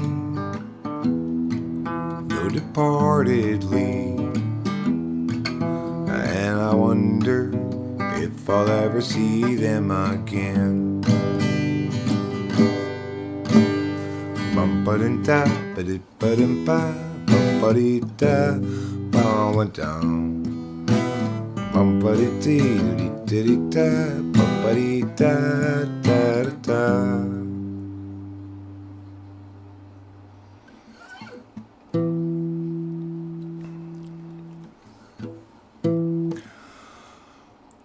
We need to see.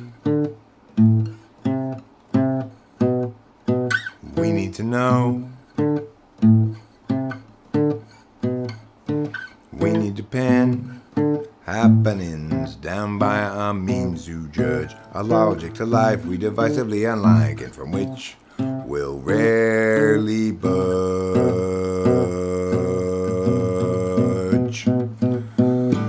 People everywhere gather up, enemies outraged at how they miss a sign.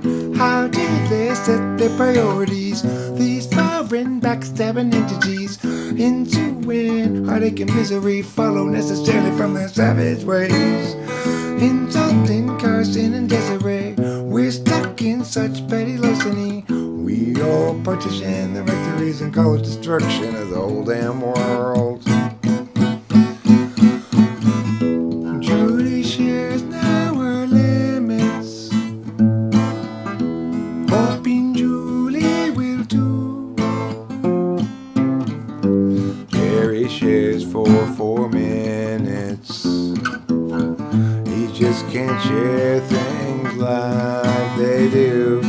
And Judy always thought that she should have got to when she had the chance to buy. Julie soon forgot about should and ought, although she ought recall she'll die. People everywhere gather up, enemies outraged at how they miss a sign. How do they set their priorities? These foreign backstabbing entities into when heartache and misery follow necessarily from their savage ways. Insulting Carson and Desiree, we're stuck in such petty larceny. We all partition the rectories and call it destruction of the whole damn world. Kaboom. Thanks. That's kind of a nice slow version of that, you know? Yeah. Going to bed? Mm-hmm. Good night, my darling. You want to go out that door? Yeah. Cool.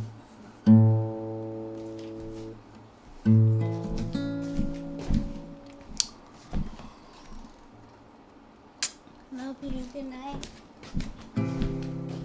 Here you go, Boba Fett. Thank you for requesting. I appreciate it.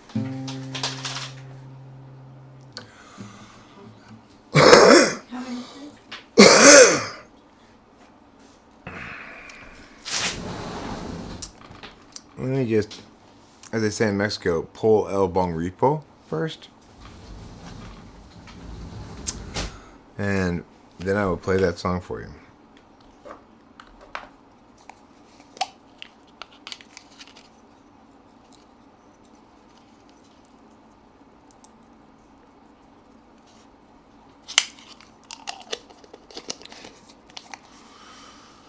So, not only am I play a song for you, Boba Fett, I'm also going to transubstantiate this bong rip to you as, whether you know it or not, you are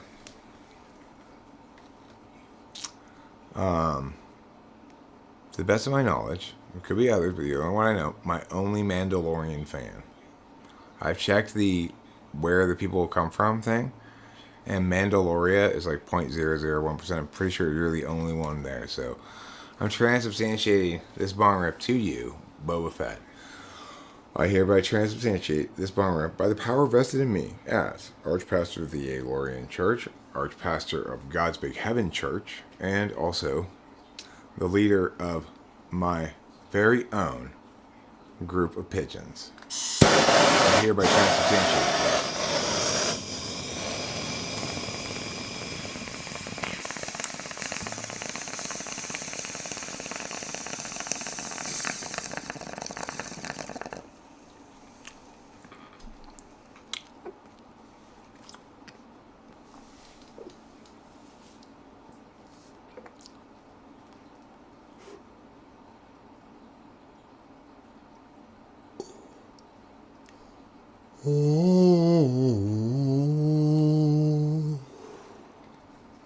The chanting helps it kick in a little bit more.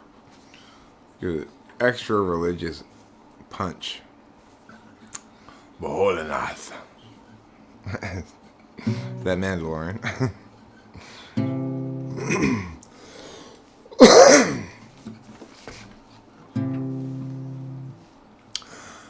Every life lived reaches a time when the road splits in two.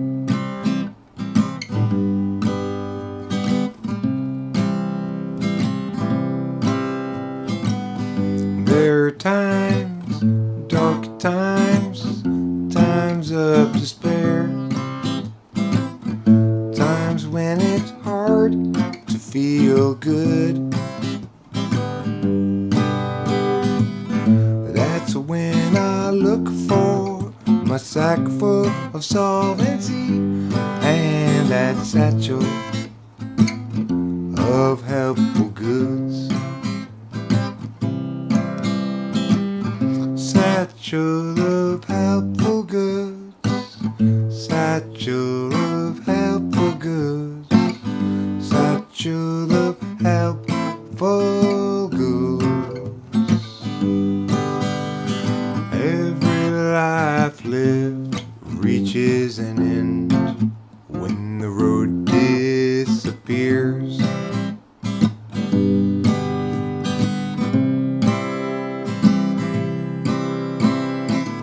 When I'm there, will there be anybody else around? Or will I travel all alone? That's when I look for my sack full of solvency and that satchel filled up with home. And that satchel with nothing but bones. Satchel of helpful goods. Satchel of helpful goods. Satchel of helpful goods. helpful goods. Satchel of helpful goods. Satchel of helpful goods.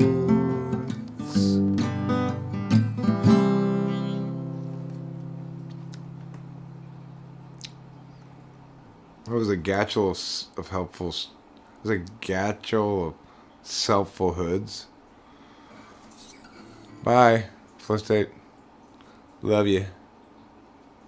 Don't forget to rock and roll.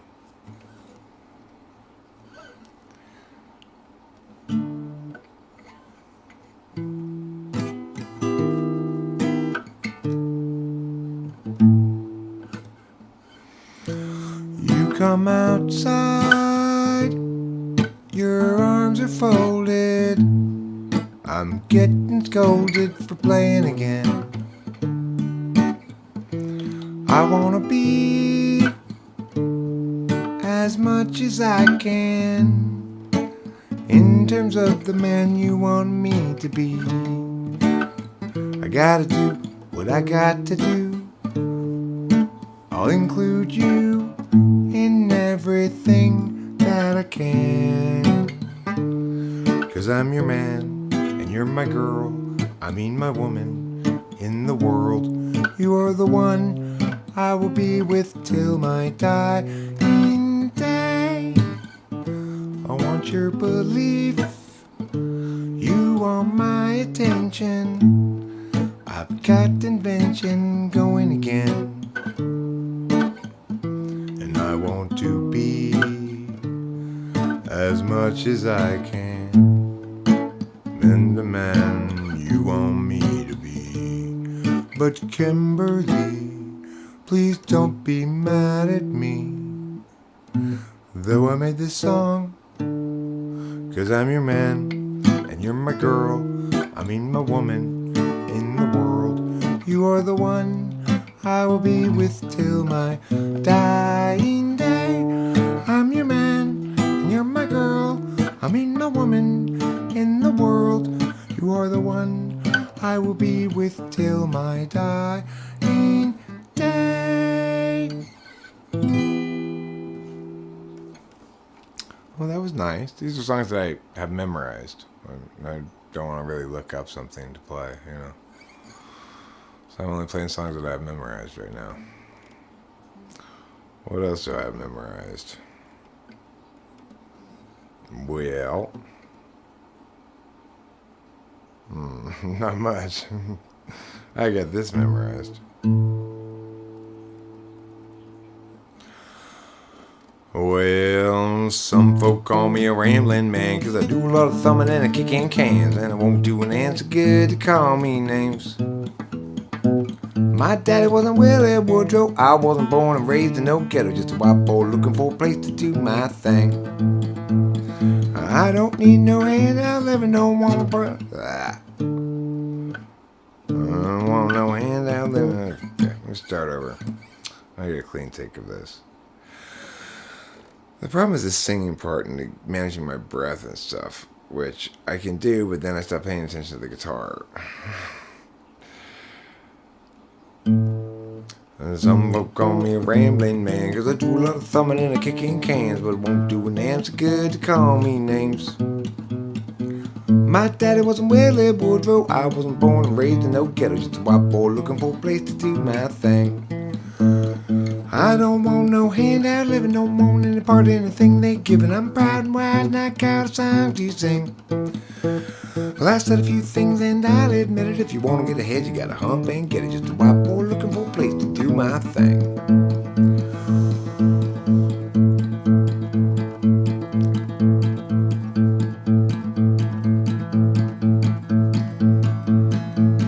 Small town boy, been around a little, and I like guitar and I like the fiddle, 'cause that's the kind of soul that expand my flame. You might call me a good time fella, but I ain't no black and I ain't no yellow, just a white boy looking for a place to do my thing. I don't want no handout living, don't want any part of anything they giving. Proud and white and I got a song to sing. Well, I said a few things and I'll admit it. If you want to get ahead, you gotta hump and get it. Just a white boy looking for a place to do my thing. Alright. I'm gonna find me a wealthy woman in a line of work that don't take no diploma, cause I ain't got much to lose, but lots to gain. The whole time I live for every damn ready. I got to work just to be somebody, just a white boy looking for a place to do my thing.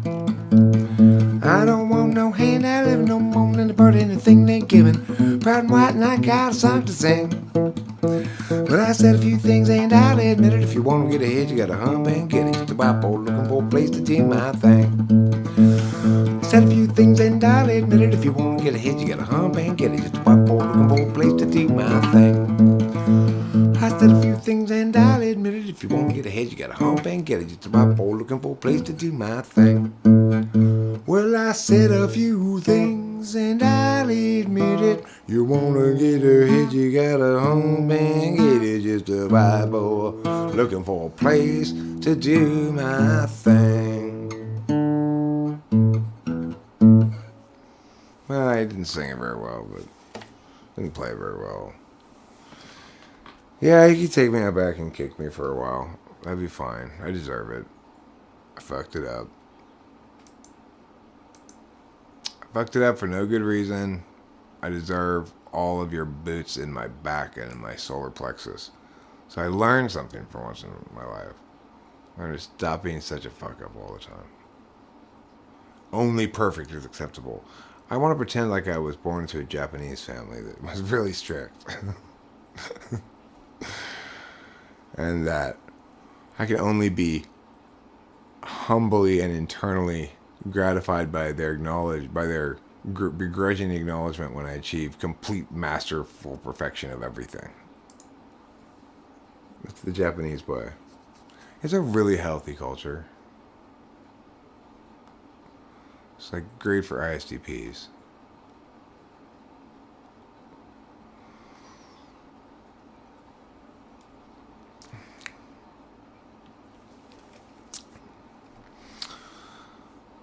Yes, great for ISTPs and for ENFJs. Japan, the greatest possible home for ISTPs and ENFJs. It's like they're duels. That must have been the first imperial family of Japan. Must have been an ENFJ ISTP couple, and it's trickled down through history ever since.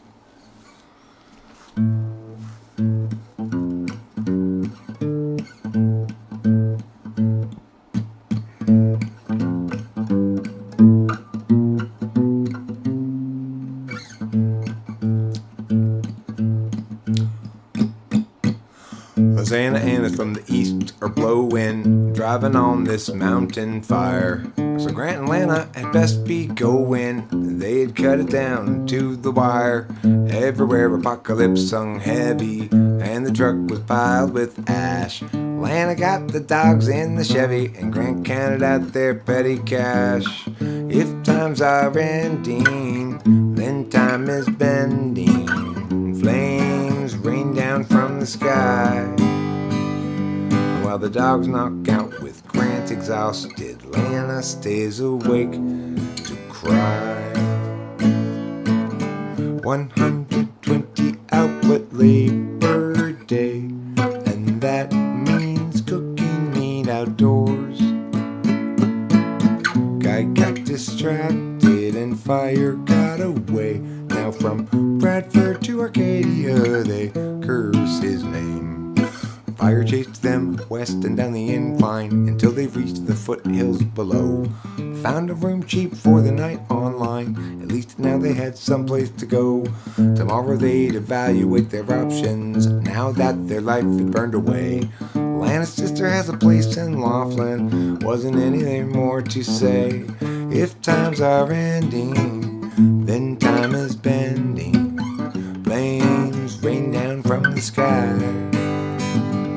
While the dogs knock out with Grant exhausted, Lana stays awake to cry. Yeah, while the dogs knock out with Grant exhausted, Lana stays awake to cry. That was called The Fire Song, or something like that. Fire in the Mountains song. A lot of songs don't really have names. They just, some of them do, some of them don't. Like, what's this song called? I call it, it's titled on the paper here, Sammy Has a Story, but that's just the first 3 words of it. Sammy has a story that need be told, and this is a song for an open road, and such a thing must always do its job. She had married up Jeb, turned 19, and 4 years in, and 3 kids weaned, weary now and questioning the path. Agency outpaces discretion, locking in our courses, way too young. The urgency conferred is really just depression, making sure those underneath them always run. Doug at 20 thought bourbon fun, and likewise Doug at 21, and so forth, well up into middle age. What once had seemed to set him free became his whole identity. Now Doug's about another drunken rage.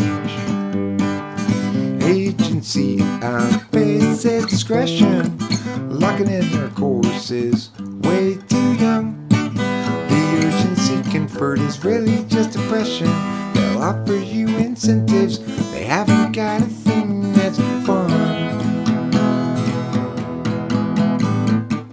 Everybody's panicked about the kids. Lock 'em up with extra dexedrine. Mathematics to produce success, or impose more unjust duress. Agency outpaces discretion, locking in our courses, way too young. The urgency conferred is really just depression, making sure those underneath them always run. Without consent, it's really just oppression, by parasites surviving on their wages earned by lying, while they feed their fear of dying. Yes, they feed upon the futures of the young.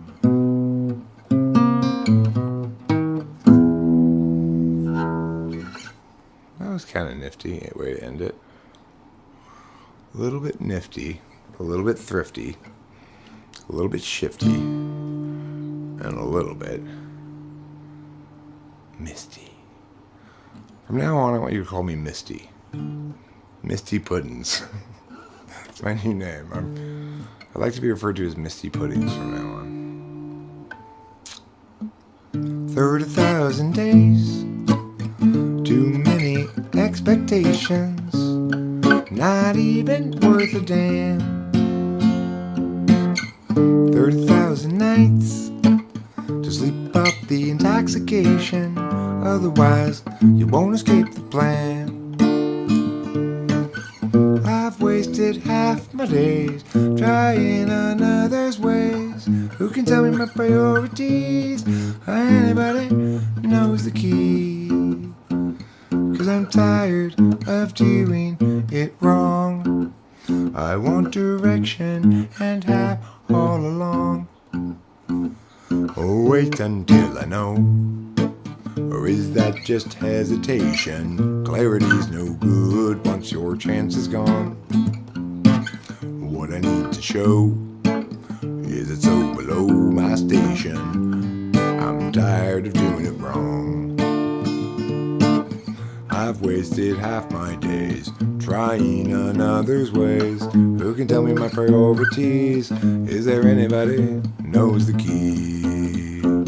'Cause I think I'm doing this wrong. Yeah, I think I'm doing this wrong. Yeah, I think I'm doing this wrong. Wrong. I did it very wrong. I'm doing everything very wrong all the time.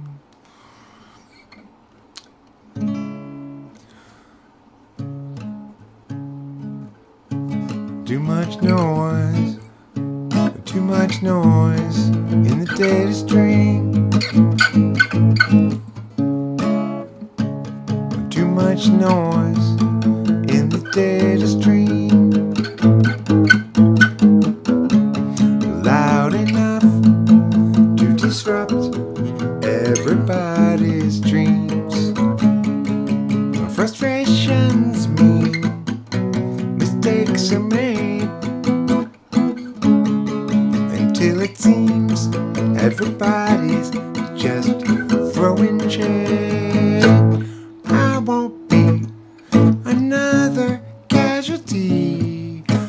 of other people's well-intentioned rules. I used to think that some tomorrow there'd be time for yesterday. It's not the sort of thing that one can borrow. No one really still to lend a day. Your uncertainty's implicit, just like an unexpected visit from a bunch of men all dressed in blue suits. I won't be another casualty of other people's well-intentioned rules. I used to think that some tomorrow there'd be time for yesterday. Well, that was called Too Much Noise in the Data Stream, or possibly Throwing Shade.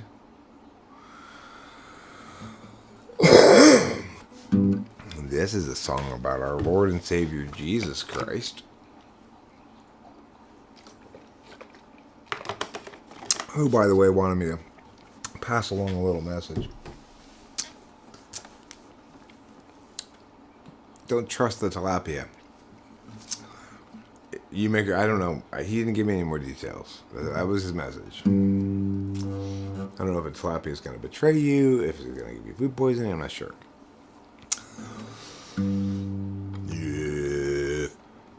If Jesus was people but absent of sin, he must then have struggled with regular men and women, of course. When they too were present, disciples all warily eye in the lesson. If people were Jesus, they'd know what they think, and everyone's work would be true. And feelings once spoken would sit where they sink, and we'd all know just what to do. But people aren't Jesus once they're betrayed. Easy believing forever is lost. Maybe naivete is not to be saved, but the wise pay a terrible cost. Does virtue require a rational take, or does virtue that's reasoned invariably fake? Is musing itself just distracts from the flow, or is care better served by deliberate and slow? People aren't Jesus once they're betrayed. The easy believing forever is lost.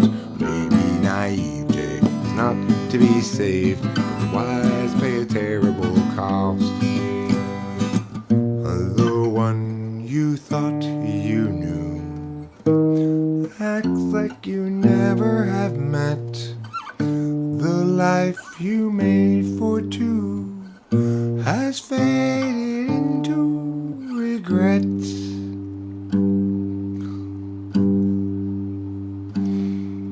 There's no one unshaken, we all have been shook, but being forsaken don't mean you're forsook. And oh, in the past we've been hung out to dry. We'll find them at last if we're willing to try. People aren't Jesus once they're betrayed. The easy believing forever is lost.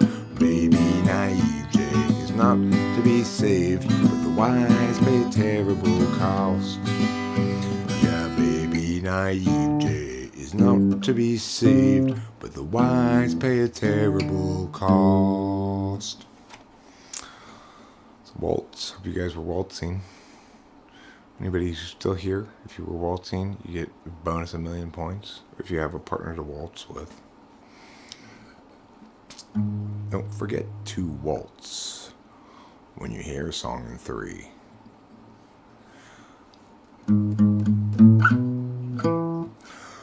What's the matter with Chad? Is he terribly bad? Is he very like Dan, who's a terrible man? Is he sort of like Jill, who can't pay her bill? Or rather like Jack, too stuck on the facts? What's the matter with Sue?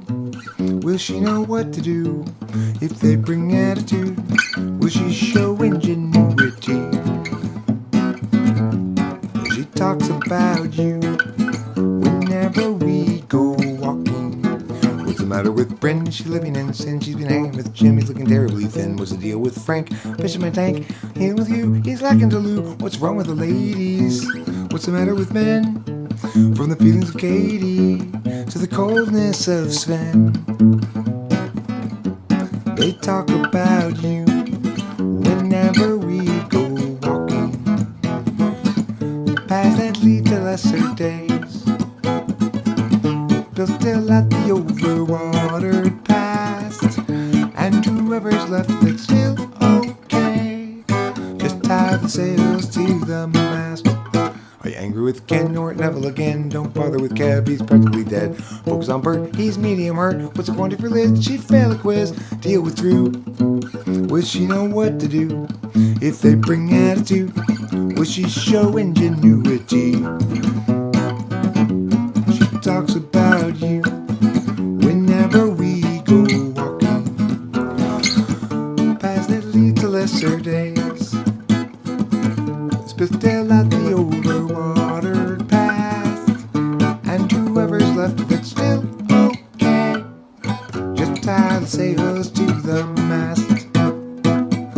Each of us has much and gravely send. Throw up the hands, stiffen the chin. Catastrophe looms heavy overhead again. Time's gone will never be again. Oh, that was pretty quick. That was a fast rendition of it. Just zipped right through it.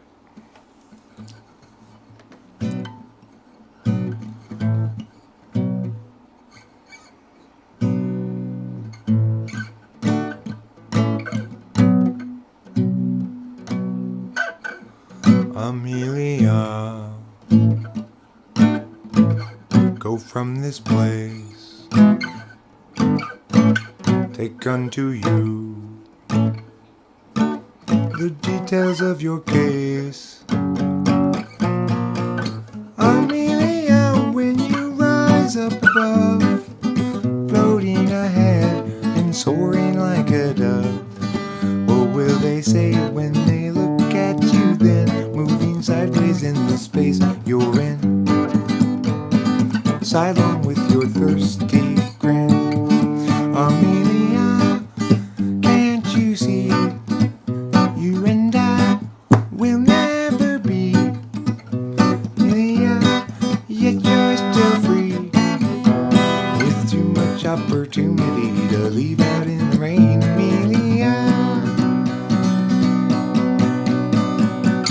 Amelia, we're watching you for sure. No matter what we do, Amelia, when you rise up above, floating ahead and soaring like a dove, what will they say when they look at you then, moving sideways in the space you're in, and sidelong with your thirsty grin? Amelia, can't you see, you and I will never be, Amelia, yet you're still free, with too much opportunity to leave out in the, too much opportunity to leave out in the, too much opportunity to leave out in the rain. Amelia,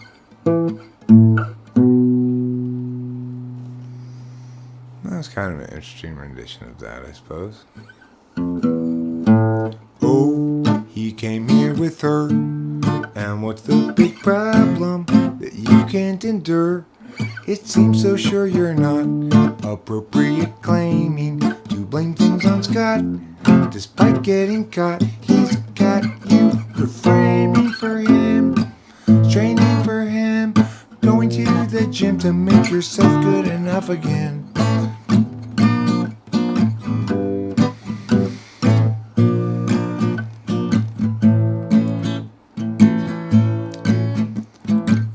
Yeah, you guys both have lots invested. That's not a reason to stay around. Through the years you've both been tested. Time to move up, find higher ground. Oh, he came here with her, and what's the big problem that you can't endure? You seem so sure it's not appropriate claiming to blame things on Scott. Despite getting caught, he's got you reframing for him, straining for him, going to the gym to make yourself good enough again.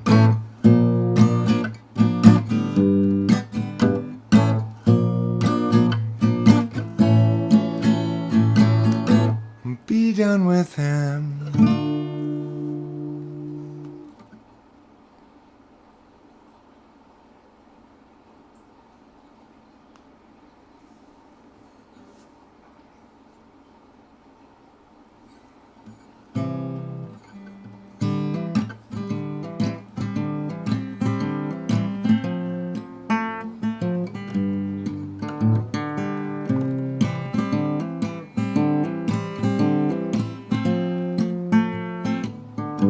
El Nino, my ass.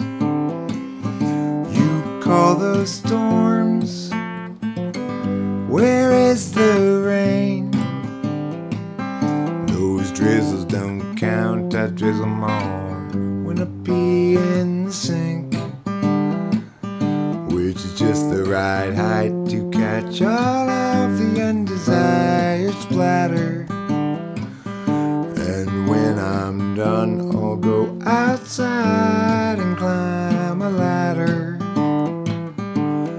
I will go up there, take me a bucket and pour water inside. I'll say, hey Mr. Cloud, won't you drop it from the bottom? Hey Mr. Cloud, drop it from the bottom. Mr. Cloud, drop it from the bottom of me.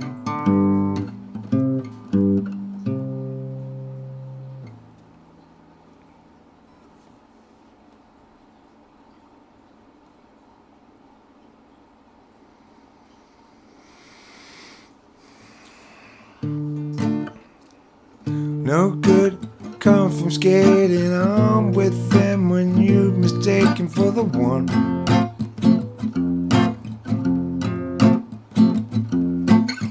Habituated defense and indecency, self-inflict eventually once your search is done. Driving in the car last night, we had a massive fight. Each insisting we were right and the other one to blame. Though when you pulled that stunt, I screamed something awfully blunt. My words as wrong as they were dumb, I've earned my share of shame.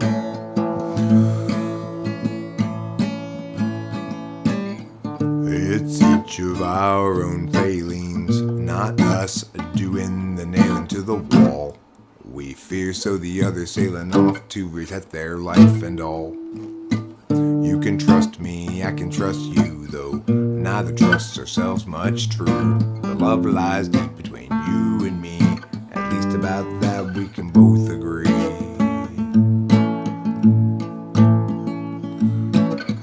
Driving in the car last night, we had a massive fight. Each insisting we were right and the other one to blame. So when you pulled that stunt, I screamed you're a worthless cunt. My words as wrong as they were dumb, I've earned my share of shame. My share of shame.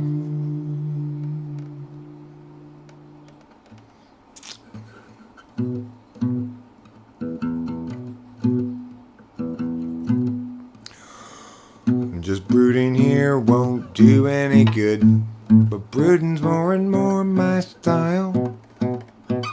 I seek the cheer ways of standing where we stood, 'cause I've been stuck here a while.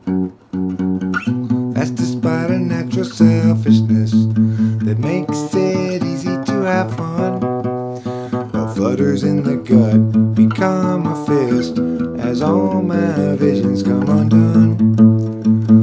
I tried to stream, distract, and dream the afternoon away, but heavy new realities bear down on every day. And now, for a bit, I am out of it, for reasons still unsaid.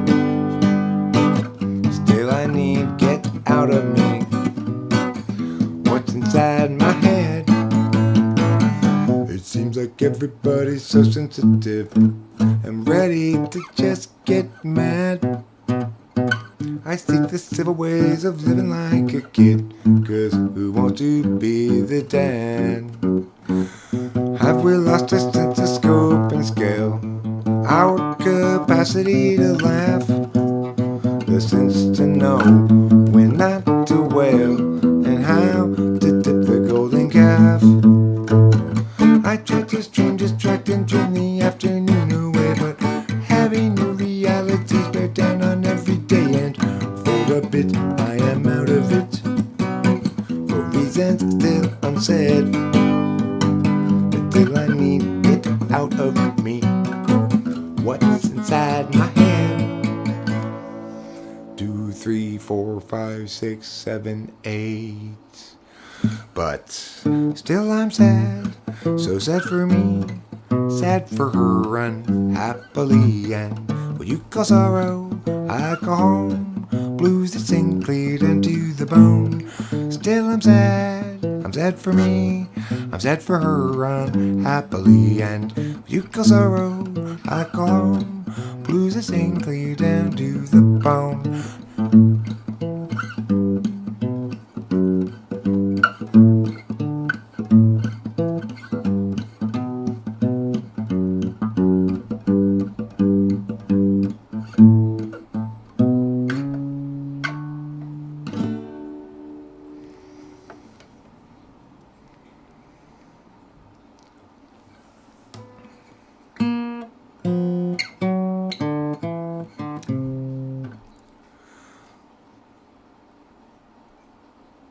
Oh, well, he's pucker tart, lemon squeeze, the friendliest guy that you will see. Yeah, wants to be your friend, but he comes from around the bend, and it will be a while till he sees you again. Pucker tart, lemon squeeze, he's a friend to you and me. International delights, favorite go-to right-hand guy. He's international like him, and he is also busy like his friend Beaver Bee, busiest creature, busy as a bee, busy as a beaver, and so much busier than Pucker Tart Lemon Squeeze. Well, he's Pucker Tart Lemon Squeeze, shabba-doo-ba-da-ba-ba-doo-da.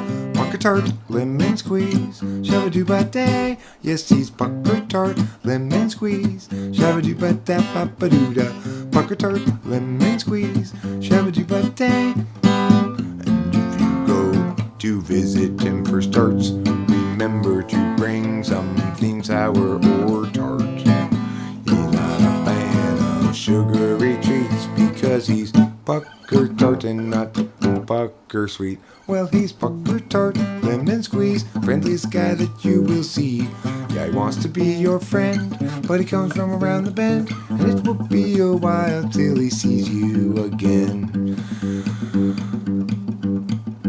He's Pucker Tart Lemon Squeeze, yes, he's a friend to you and me. Well, he's international delights, favorite go-to right-hand guy. International like him, and also busy like his friend the Beaver Bee, busiest creature, busy as a bee and busy as a beaver, and so much busier than Pucker Tart Lemon Squeeze. Obviously, I'm done playing the guitar now. I'm tired. I'm full of beans and cheese and wonder. I've got a million things on my mind, but with Jenny at work and Bobby at the station and Maury downtown, I've got to go, you guys. I've got to. Good night. I love you so much. I'll see you later.